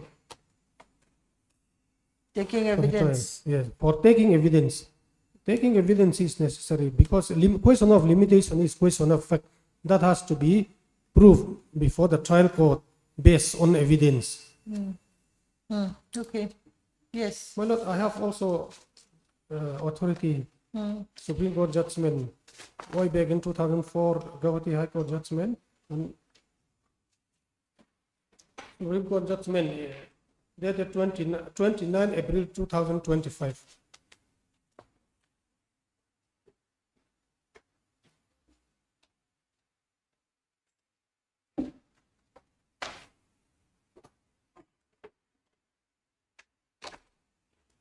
Yes. Here you have given your gist of points of arguments. Yes, a small one. So just explain this gist of arguments. My lord, yes. in the case of my lord, in the case of this Balasaria Construction Private But no, before the case, you have given a gist of your My arguments. lord, yes. So explain that, no? Otherwise how will we know what's going on? Gist of the case and the argument was, so gist of the case, here you have made it a bit clear. Yes. This periodic patas 785. Measuring 8 decar, locating at Chalklangram above Armang's Vanapon was allotted to the appellant plaintiff as shown in Annexure 1 at page number 9 of Civil Suit number 81 of 2011. So this was given to you. Then Yes. complaint was submitted on Yes, submitted on 29 May 1997 by the appellant plaintiff to the Deputy Commissioner, Land Revenue and Settlement Department, Aizawl District, to the effect that Sri Chal Dailawa, respondent number 4, defendant number 4, had clandestinely patalan covered by her said PP. Sri Mingtan Moya ASO2 had summoned him with regard to the said complaint on 4/6/1997 and had been informed to submit his original LSC as per report made by Sri N. Biakimas, Surveyor 3. Sri Chal Dailawa had encroached the land of Srimati Vansai Thangi. As a result, meeting was held in the chamber of. Okay, this Chal Dailawa is made the respondent My lord, now? respondent number 4. Okay. ASO2 and Sri Chal Dailawa absented the meeting by making different excuses, reason among others that he set civil court in motion. PP number 780/1976 registered in the name of Chal Dailawa was cancelled. Right annexure to page number. Okay, so he 8. says that there's already a civil suit, 81 of Yes, in 2011. relation to 81. Ah. Respondent number 3, right order dated 15/11/1999 passed an order for reissuance of 2 LSC for respondent number 4. That means for respondent number 4, 2 separate LSCs were reissued.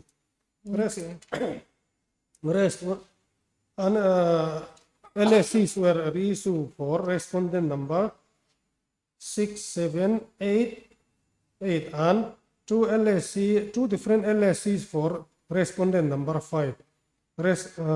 And respondent number 1, 11, 12, and 13 without the knowledge of the plaintiff appellant, which is Annex as Annexure 5 at page number 22 of Civil Suit number 81 of 2011. And the following 10 LSCs were reissued by the respondent defendant number 3 without first cancelling the order dated 29 May 1998 passed by the ASO 2. So this is list of LSCs up to 10. And in page number 2, the state respondent defendant number 1 to 3 had illegally issued the following LSC within the land covered by P Pata without hearing Pata holder. Okay, this is your main case. Yes. Then Main issue in the civil suit. Yes. So in para number 3, page number 3, para number 5, eviction suit number 6, 2010 was filed by the plaintiff appellant against respondent number 4 and 5, and 9 other private defendants, private persons who are not parties in civil suit 81 and in the instant appeal, and the suit was dismissed by the learned senior civil judge on ground of limitation. Limitation, and also because the civil suit was also pending, isn't it? Yes. These two grounds? My lord, appellant plaintiff has filed civil suit 81 by impleading respondents herein in the court of senior civil judge with a prayer, among others, for immediate cancellation of 19 LSCs mentioned in the foregoing paragraph. Issue in the name of private defendants and restore the same to the none of the appellant plaintiff covered by Pata number 758 of 1976. After pleadings were completed, the following issues were framed: whether the suit is maintainable in its present form and style, whether the suit is bar, limitation, res judicata, estoppel, and acquiescence, whether the plaintiff has cause of action against the defendants, whether the plaintiff is entitled to the relief claim, if so, to what extent. Number 8, after hearing the parties, the suit was dismissed on 25th October 2016 on ground of bar of limitation without first taking or recording evidence of the parties. Vide Annexure 2, page number 13 to 19 and 11A, page number 20-27 of the memo of appeal. Ground of appeal: fresh suit cannot be barred unless court below by discussion based on proper evidence was recorded. Hence, the suit cannot be short-circuited. This means before civil suit number 81 was filed, eviction suit was filed, but cause of action is different. But in addition thereto, the eviction suit was dismissed without taking evidence. So, for this reason, this ground is met. Limitation is mixed question of law, and civil suit number 81, 2011 cannot be rejected or dismissed without hearing the parties based on evidence. Number 3, civil suit number 81 is based on question of fact and cannot be dismissed or rejected without taking evidence. 4, that the appellant plaintiff has come under Article 65 of Indian Limitation Act, possession of immovable property based on title and period of limitation thereunder is 12 years, and CS 81 2011 was filed before expiry of the said 12 years. Hence, the suit cannot be dismissed or rejected under any law for the time being in force. Reliance is placed in the case of Balasaria construction. So that is what you're going to say Yes, now, yes. isn't it? Huh? So let's Yes. see. The first Under one. para number 8, page number 661. After hearing counsel for both parties, going through the plain application under Order 7 Rule 11D CPC and the judgment of the trial court and the High Court, we are of the opinion that the present suit would not be dismissed as barred by limitation without proper pleadings, framing of an issue of limitation, and taking of evidence. Question of limitation is a mixed question of law and fact, especially in the present case. On the reading of the plain, it cannot be held that the suit is barred by time. The findings recorded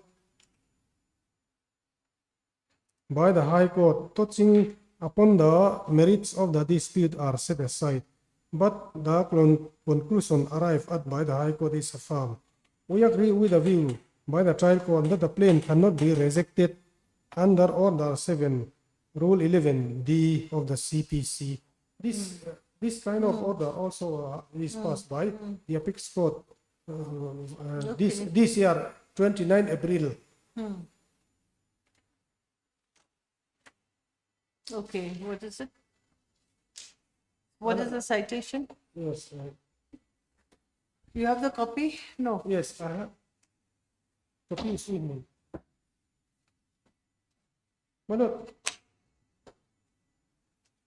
Oh, you have the judgment.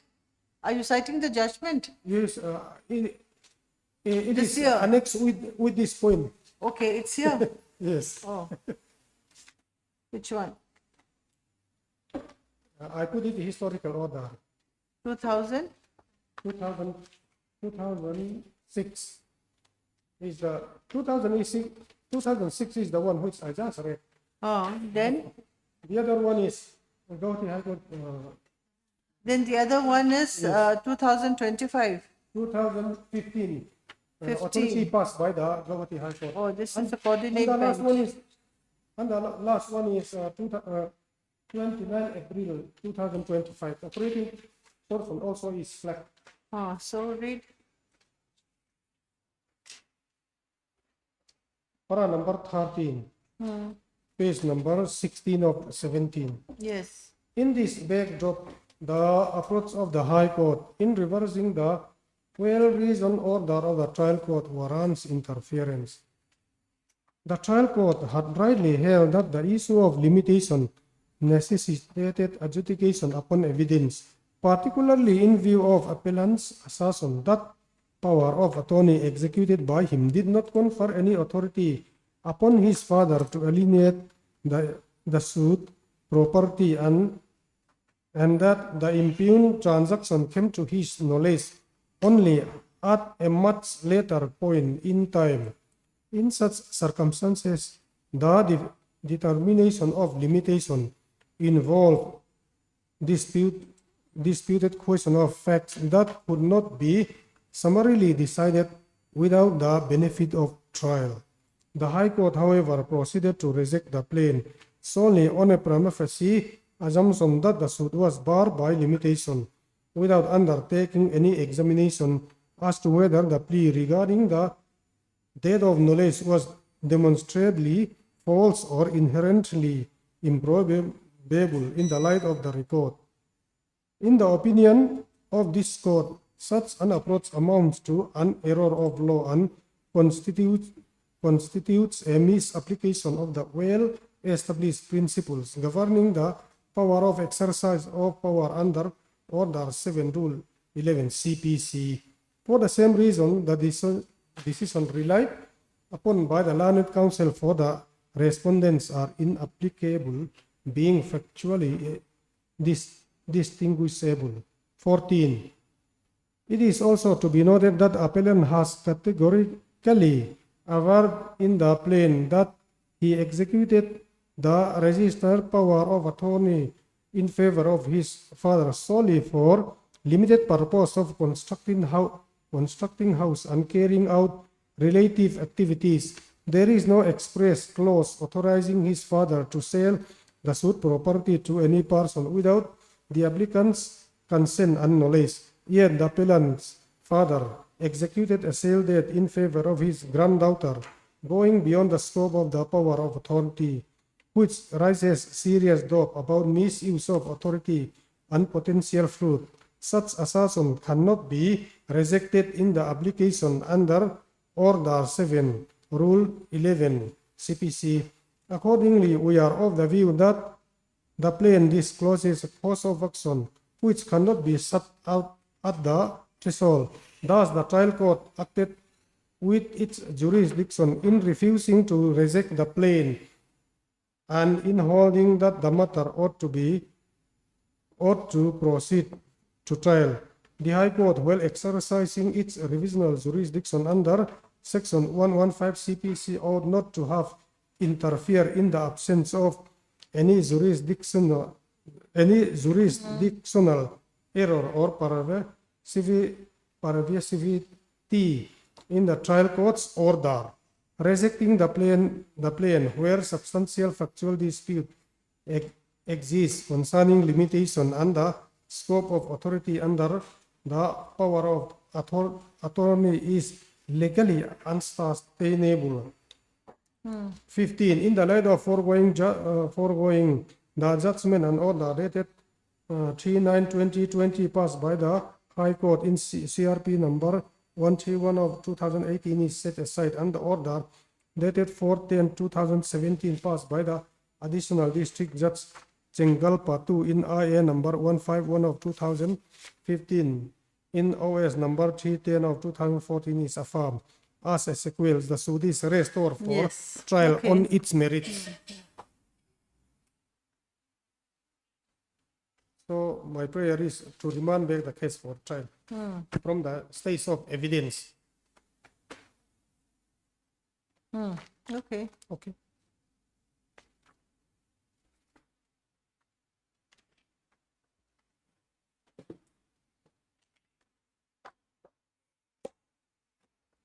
Your Lordship,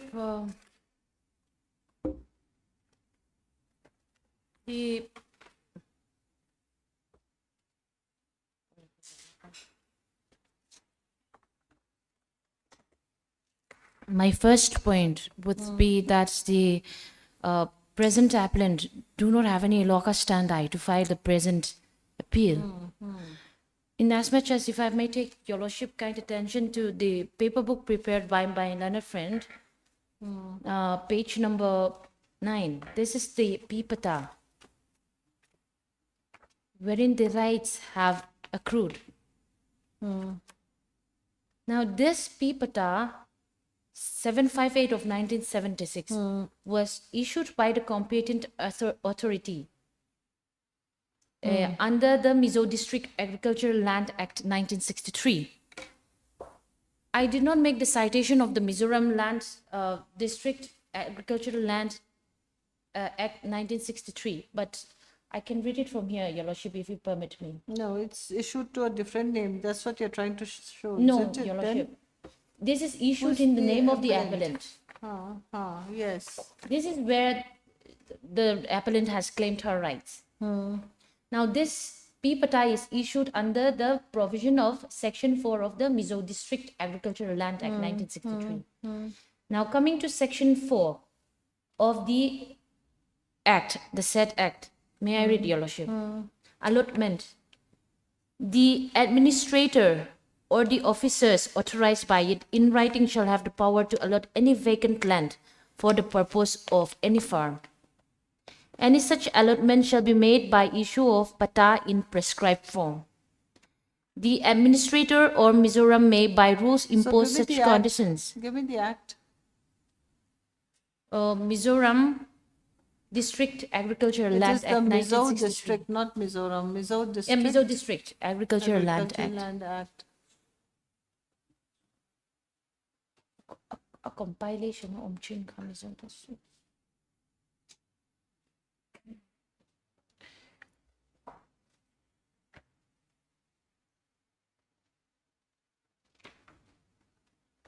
So you're saying that was issued under this. So anything wrong with that? No. No, but I want to clarify For the a rights certain over the period. land. The rights over the land. The P-Pata holder, the Pata holder in section 7 shall have heritable and transferable right of use on or of subletting his land subject to payment of all revenues and taxes from time to time legally assessed and imposed in respect of the land. Such terms and conditions are imposed by rules made under this act. No person shall acquire by land of possession or otherwise any right over this post allotment or occupied unless registered and pata obtained in accordance with the provision of law. Now, the period of allotment ends in 31st December 2013. 2013. 13, yes. Now, the civil suit that was filed, the civil suit was filed in 2011, and it was disposed by the impugned judgment and order was disposed on 25 October 2016. Now, the rights over the land ends on 31st December 2013. But there's an ongoing case, is Ongoing it? case, lease pendants was there. Lease pendants was there. Section 52 of the Transfer of Property Act. But then, as soon as the case ends, so in 2017, RFA was filed. Before RFA was filed, the PPTA was not renewed. Okay, that's your point, but I don't think that's valid because the case is still going on. My lord, it's was not going on. dismissed. It's not going on. Dismissed. It was dismissed. His case was dismissed anyways, isn't it? So Yes. how can you renew it now Yes. if he's lost the case? That's why he has filed. No, Your Lordship, I think, Your Lordship, I think you're getting me wrong, Your Lordship. In 2016, when the case was dismissed, in October 2016, it's okay, lease pendants, the rights was protected by Section 52 of the Transfer of Property Act. But then in 2017, this RFA, the instant appeal was filed. By the time when it was 2017, the right do not subsist. The right over the land is not there anymore. But how can he renew it? I'm just saying, how can he renew the periodic pata when the case was decided against him, isn't it? Yes, but then he didn't try also. What? Anyways, that's your point. Yes. That's come Yes, to the main issue. He says that this thing should be, there should be evidence should be taken to see whether Yes. it's barred by limitation. I will 12 come to years. that. That's the main Yes. issue. And Your Lordship, This is a different matter, huh? this was already from Harland. I have the extract, the documents furnished from the records of the revenue. 12 years. Yes. After 12 years or below what? 24 years. Let's After see. 24 years of mutation of the LSCs. I have the extracted copies of the LSCs wherein Which was mutation produced before the trial court or what? We see, we're looking at the appeal against the judgment of the order of the trial court. I understand, Your Lordship, but then I So want to make it clear. What is this document? This documents pertains Which to. is there in the paper book? It is not in the paper book. Then I don't want to look at new documents. I just want no, but Your Lordship, this is So part show of me, the. so This yes, is part of show Your me, Lordship. This show is me. part of the plaint Okay, because so in show the me plaint, in the in the plaint, plaint, if Your Yes, so Lordship take me to the plaint. take page number 3. Page number 3, Your Lordship. This list of this list that I have given now is in page number 3 in the matter of a suit for cancellation of so and so. So there are as many as 9 LSCs that is already mutated from the PPTA. Yes. So it starts with the second, 1, 2, 3, 4, 5. Fifth line. Fifth line. This is LSC 251 of 1987. So all the LSCs under the PPATA, which was converted into LSCs was mutated in the year 1987. So coming to the point, it was only after 24 years after the mutation that the appeal was filed. The suit was filed. So you're saying page 4, you're taking me to page 4, what the LSCs? No, I'm taking your lordship 1985? to page number 3. 3. Page number 3 Cost in the matter title? of the cost title, yes. Oh, you're taking me to the cost title, huh? Yes. Cancellation 1985, huh? Yes. 1991, 1991, huh? 2851 of 87, 2852 of 87, 2853 of 87, 84 of 87. Okay, then 87, some Yes, of the all LSCs. 87. What So about the 1991s? it is the case of the appellant that Harland overlapped. With which With- LSCs? All the LSCs here? Yes, all the LSCs, some of them, and there is no distinction as to which and which are overlapping. Yes. It's just that cancellation is just in straight jacket, in one umbrella. She have prayed for the cancellation of all the LSCs. So what did the trial court say regarding that? The order, impugned order? Barred by limitation. Yes, so it's barred We by cannot say that limitation. LSCs in the year 1987, I'm coming to the point. LSCs in the year 1991, the law is very clear, 12 years. LSCs mutated from 1987 is no But doubt what about barred by- 1991? 1991. Are they barred? 1991? 1991 in 2011. Huh, It's exactly 10 years. 10 years, not barred. Sorry, 20 years. Is it? Yes. 2000, it would be, in 2001, it would be 10 years. In 2011, it would be 20 years. So it's barred. So the law is very clear, 12 years. It's barred by the law of limitation. Okay. Yes, it is true that it is question of law and question of fact. But then from the mutation, my learned friend is trying to unsettle a Okay, settled from matter. the LSCs itself, it is From the clear. LSC That's you're saying. itself, yes. Okay. And why I am giving this extract copy here is that if we go back to the date when the appellant used to have the rights over the land, then the LSC. This is annexure 1. Annexure 1 to what? This is from the records of the revenue department. So, Your Lordship, this is in some LSCs which was originally converted from the PPATA was already again converted into another LSCs or again mutated in another's name. Here, in the LSCs, page 3. No, in the extracted copy, it's very clear. Let's stick to that. Yes. No, let's what I am saying is that it would unsettle a settled matter for a very long, a settled matter which was settled for a very long time.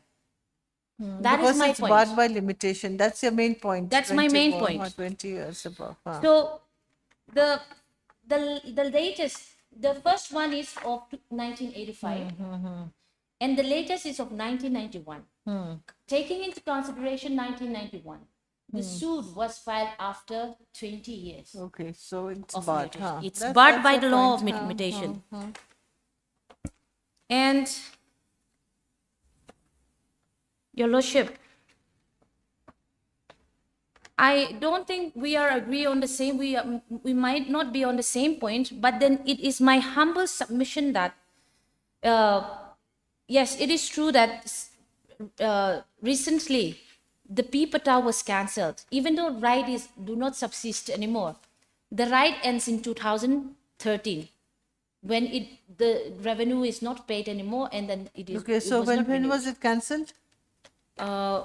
I have given a copy. It's 2020.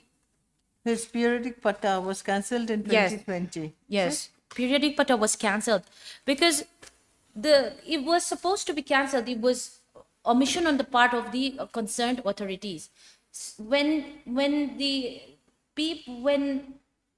numbers of LSCs have already converted from the P-pata, then it's liable to be cancelled.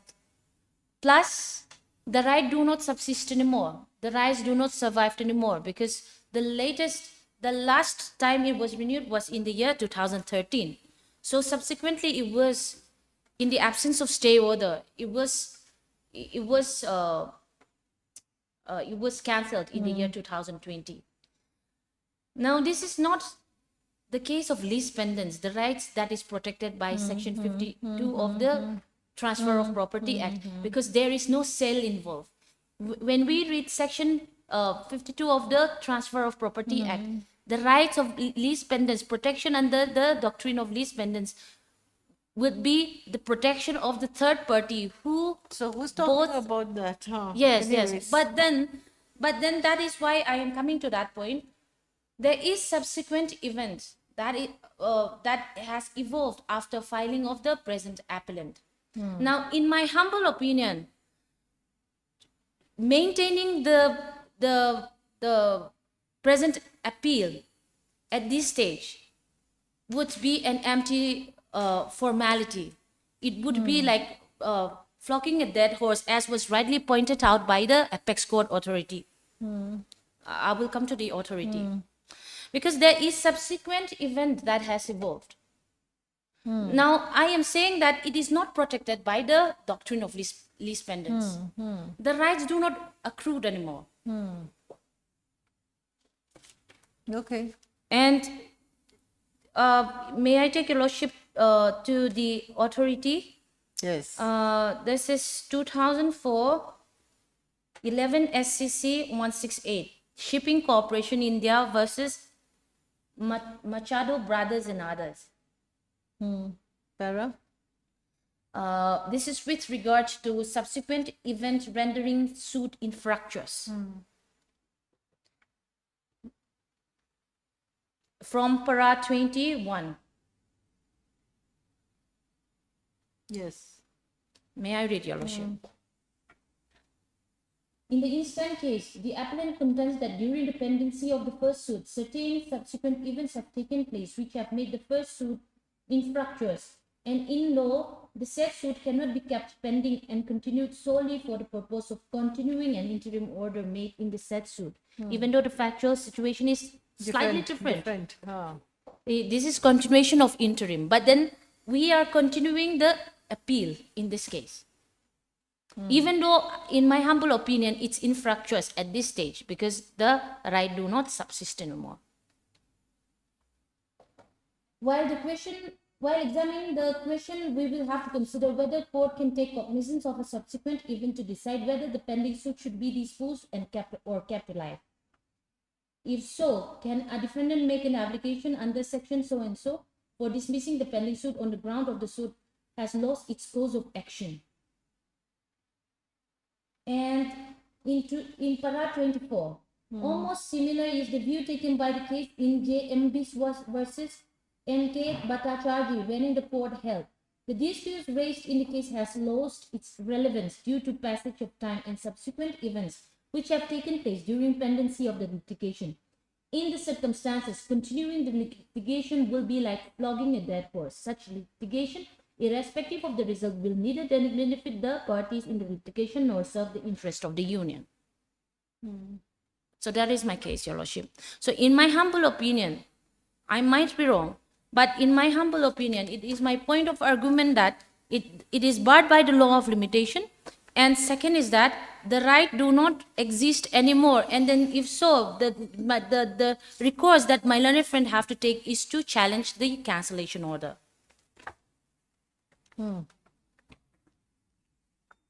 Yes, anything else? For page number. Just this clarity. Now, in your periodic pata, which was cancelled, You're saying that some of the LSCs are encroaching upon the land, or all the LSCs have taken over your periodic pata? Do you still have some land? No, because it was cancelled.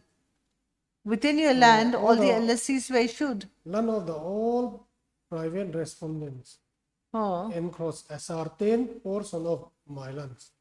Certain portion of your Yes, land, yes. not your whole land. Because, yes, my land is 8 bighas. Your land is 8 bighas, Yes. and the LSCs issued in total. Okay, that's a different. 19. So 8 bighas. Yes. So within your 8 bighas, all the LSCs have been issued, and you don't have any land anymore, or what? No, I retain some of them. You still have some land which you say it belongs to you, but not encroached by the LSCs. All of my lands are not encroached. Not Some encroached of by them the are. LSCs. Okay. Some of the area of my land is covered by so and so. The Is LSCs. covered by the Okay. newly issued LSC. So you're saying that causes of action rose into when 20? No, no. 20. When your LSC, when your periodic pata was cancelled? 2020. 2020. Yes, that one was. When your periodic known pata to was me last cancelled. week. Huh. Okay, that's his point. Then yours is that LSCs were issued long time back Yes, in yes. 81, 97, and And- therefore and- cause of action should be more than 20 years. That's yes, the case. and Your Lordship, the one more point, the cause of the place in dispute is Brigade Road, Bongkon, and the present appellant is a resident of Salkang. I don't know where now she resides, but Salkang, so it's very near, and He should be aware long time back. she should be aware. And my learned friend is taking the stand that it's 2020. She have come to the knowledge that all those things that Her have periodic pati was encroached upon. Yes. No, 2020, I mean. When it was knowledge cancelled, when of it was cancellation cancelled. of- year of Your cancellation periodic of my pata. PP. I got your point. I got your point. I'll have a look. Okay. I got your. Yes. Heard Mr. Lamtona, learned counsel for the appellant. Also heard Mrs. Mary L. Kiante, learned government advocate for the state respondents. There are no private this thing. What about the owners? I represent some of the Okay. the Mary represents respondent number 5, 14, 16, 16, 17, 20, 21, 22. What about the others? Notice And the was rest issued, private, yes. deemed served, Deemed not, served, not deemed served. okay. So it's there in the cost list, the response. yes, it's there in the cost list. 5, 14, 16, 17, 20, 21, and 22. Okay. Learned counsel for respondents number 5, 14, 16, 17, 20, 21, and 23.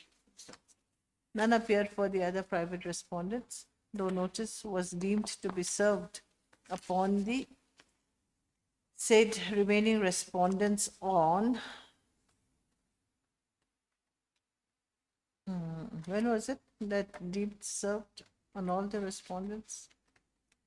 Served on, let's see. I believe that it's sometime into Let's see. February 2018. 18, something.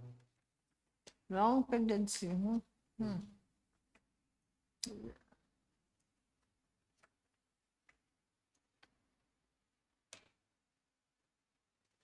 14 has expired. Application for substitution. Okay, this is 2018. No, though notice was deemed to be served upon the respondents, remaining respondents through newspaper publication, as per this court's order dated 05/02/2018. Yes. Hearing concluded, matter reserved for judgment. Yes.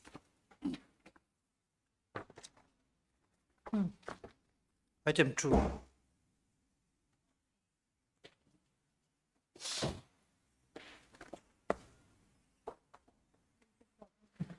Yes, MFA. May it please your lordship. We are filing this appeal by the insurance company against the judgment and order dated 17/10/2017, passed in WC case number 7 of 2016. Now, to make the matter more simple, Your Lordship, there is no dispute as far as the facts of the case is concerned. We do not have any dispute. We agree with the submission of the claimant that the deceased died in and out of in the course of his employment. He was a driver by profession, a sumo driver. While he was securing some luggage on top of his vehicle, the elastic rope which he was using it to secure the baggage snapped, hit him on his head, and he fell down from top of the vehicle, and He died. suffered injuries and succumbed to his injuries. So as far as that is concerned, we have no dispute. And also, as far as the income is also concerned, we have no dispute.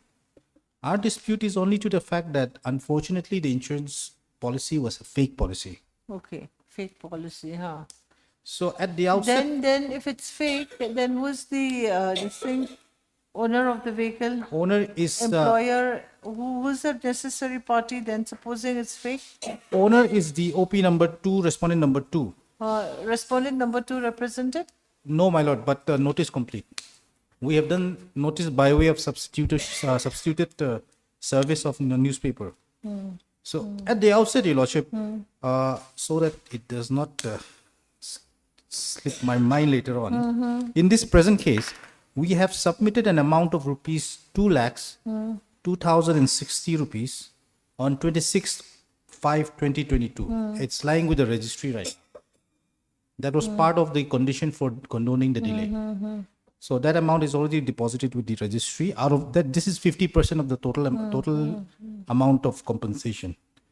So, and also during the course of the present appeal, we have submitted one application under Order 41 Rule 27 for submission of additional evidence. Okay, to prove that fake this thing. Yes, the fake insurance.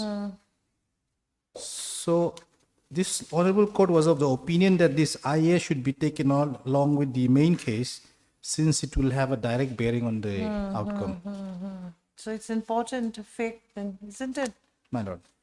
So the issue that we have proposed before this honorable court, So during the trial court, before the tribunal, the fact that it is a fake insurance policy, was that brought up? No. it was not brought up and no Because you issues was didn't know. framed. We did not know. Why?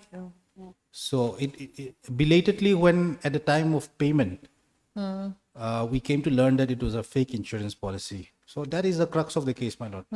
So our basic proposed substantial question of law, which was later on accepted by this honorable court, was that whether the claimant should be compensated legally based on an illegal document.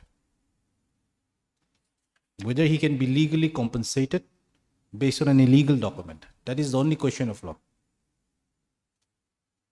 And it is not their case that they have denied that this is a fake policy. No, he should be compensated, but only whether you are liable or not, the insurance company is liable or not, isn't my it? lord, true. Owner of the vehicle, compensation when someone dies, he's not the owner. The person who died is not the owner. Correct. He's the employee. So the employee has to be compensated, but who will this thing? Who will pay, yes. Bear the So who would be awarded legally amount? liable, basically? Because he has to be compensated because Understood. he died. Yes. So then So the crux of the case, that in itself. Then we'll may have I to may I see make then, may I make one small suggestion? We can always go for pay and recover. pay and recovery, that can be We can- but then so let's will see pay the amount whether to it the is deceased. so let's see whether it's a fake insurance. How are you going to prove that? Let's look into that. Then we have to allow your application, isn't it? My lord. Under Order 41 Rule 27. So what are the So- facts? How did you discover and how do you claim that it is a fake insurance policy? Yes. We'll look into that. During evidence. cross-checking of the policy, when we thought of honoring the judgment and award passed by the commissioner, employees compensation, we came across this fact. And so we have submitted a report to the DGP Mizoram And we have also filed one FIR with the Kozol police station as well. Because there's so many fake insurance companies In fact, Your in the Lordship, state. It's very I just came unfortunate. across one policy and I've been representing the company for quite some time now. To my naked eye, it looked exactly like the original. But when I saw the bottom of the that particular policy at the bottom, it was generated in 2017 for the period for 2019 and 20, which is just impossible. So But they are okay. very good at all this fake insurance policy. It's very difficult to detect. So who is the person here? Who is showing this? So you're saying that annexure 10 in your this thing, IE. Page 10, annexure 1. Yes, annexure 1, page 10. This is the report that we have submitted to the DGP. Oh. And the second one is to the Bongkon police station. So how do you claim that it is fake? It's not showing in our system, my lord. Okay, because it is not shown in your system. Because ours is a centralized server. So regardless of whether the policy is issued in Delhi or Guwahati, I have access to all the information, being a branch office. So nothing was showing. So during when the matter was being considered before this thing, tribunal, you didn't check in your main server or main office or whatever you call it? To be very honest, my lord, it did not come across.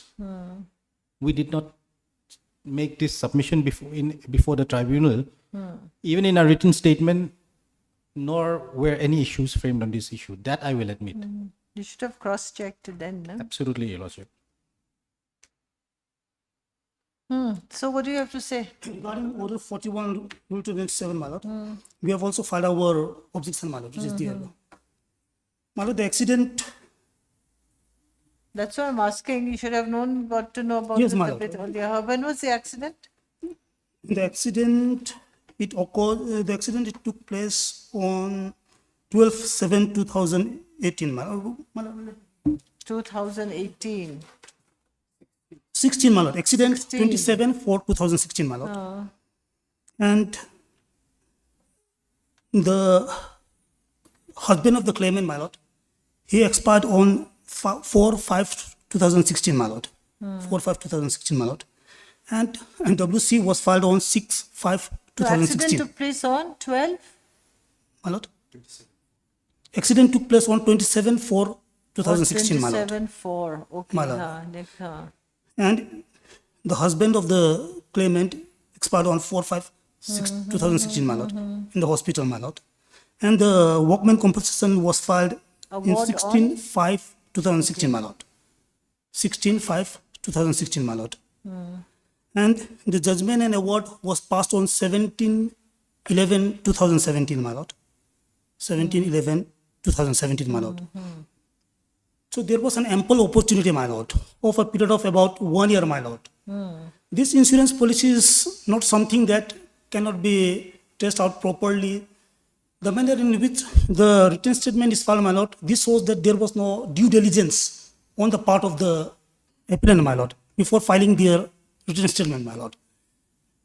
It is the duty of the insurance... you are the claimant. You are the claimant. My lord, I am for the claimant, my lord. It is the duty of the insurance company to see that the insurance voucher, which was annexed with the claim petition, my lord, that copy was given to the insurance company also, my lord. They were aware about the voucher, my lord, Exhibit C3, my lord. It was already in their knowledge, my lord. But they did not bother to check whether it is issued by them or not, my lord, at the relevant time, my lord. So they have an ample opportunity, my lord, more than a period of 1 year, my lord. They have done nothing.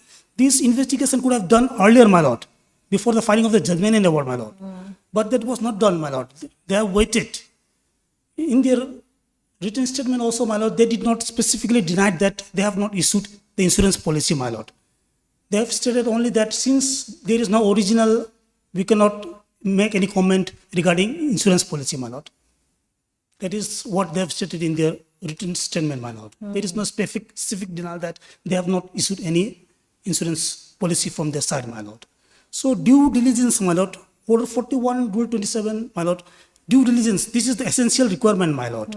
There must be a due diligence due to which the claimant was unable to produce the relevant documents, my lord, at the time of the hearing or at the time of the proceedings, my lord.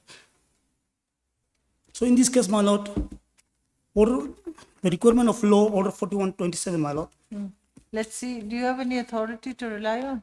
my lord.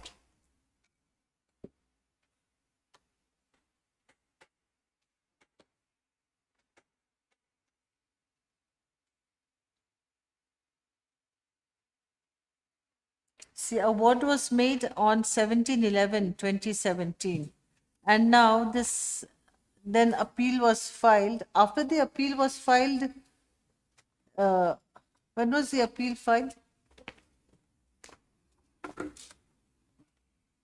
So in your appeal, you have mentioned, okay, is it in your appeal, grounds of appeal, you have mentioned that it is due to fake insurance policy, is it?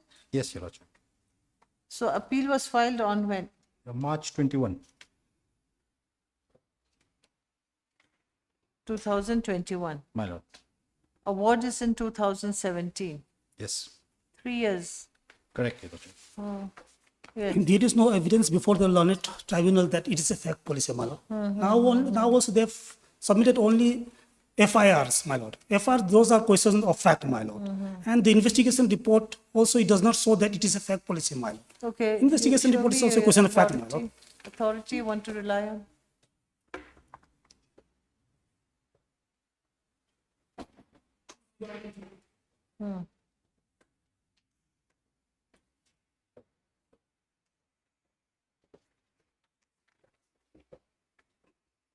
Yes, para? It's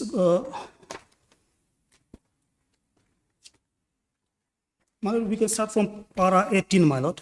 Para 18, page 266, my lord. Before proceeding further with the rival contentions of the parties, let us examine as to whether the application under Order 41, Rule 27 of CPC can be accepted. In order to appreciate the provision of Order 41, Rule 27 of the CPC, the same may be abstracted below for ready perusal. Production of additional evidence in appellate court. The parties to an appeal shall not be entitled to produce additional evidence, whether oral or documentary, in the appellate court. But if the court from whose decree the appeal is preferred has refused to admit evidence which ought to have been admitted, or That's not the case. not the case, or the party seeking to produce additional evidence, any document to be produced, or any witnesses to be examined to enable it to pronounce judgment, or for any other substantial cause, the appellate court may allow such evidence or document to be produced or witnesses to be examined. Whenever additional evidence is allowed to be produced by an appellate court, the court shall record the reason for its admission.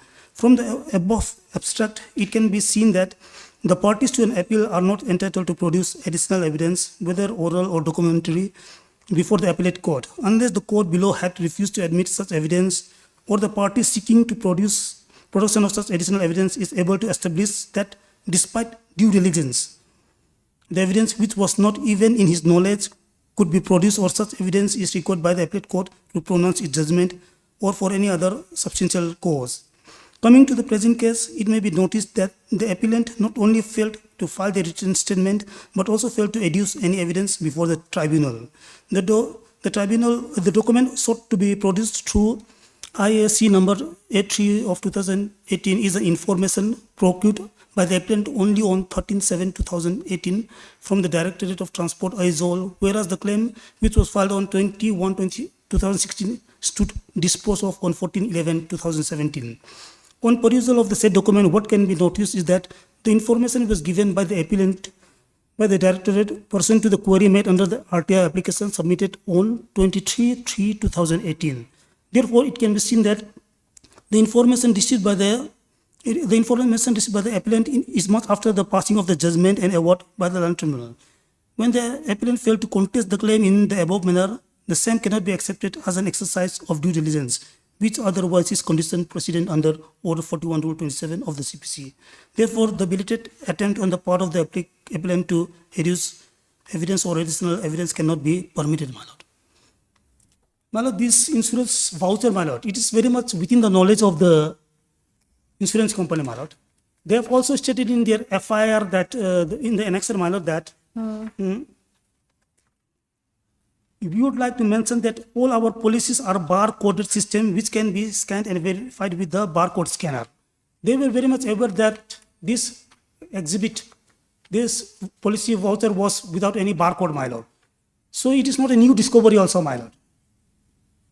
There is neither a new discovery nor there is a new due diligence, my lord. They were very well aware about the insurance policy, my lord.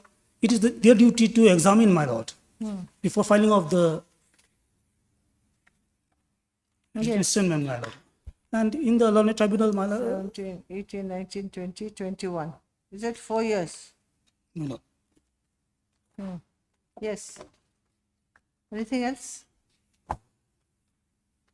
This investigation report also, my lord, this is a question of fact, my lord. Since we are dealing with substantial question of law, my lord, Workman Compensation Act, my lord, can be admitted only if there is a substantial question of law, my lord. These are all the documents which are produced before the Honorable Court, my lord. These are all question of fact, my lord, not substantial question of law, my lord, and not a substantive piece of evidence, my lord. The investigating officer also, he did not mention that he had found a concrete evidence that it was a fake policy, my lord. He only assumed that since the original, owner could not produce original, he assumed that the original. Okay, because it was not My found, lord. he presumed My it lord. to be fake. Okay, fine. That's it. Will this thing? Okay, heard Mr. Lal Hukomo, learned counsel for the appellant. Also heard Mr. Yes, learned counsel for the appellant, for the respondent. Number? 1, my lord. 1. None appeared for respondents number 2 and 3, is it? Only 2, my lord. The respondent number 2, though notice was deemed to be complete upon the respondent number 2. Hearing concluded. Matter reserved for judgment.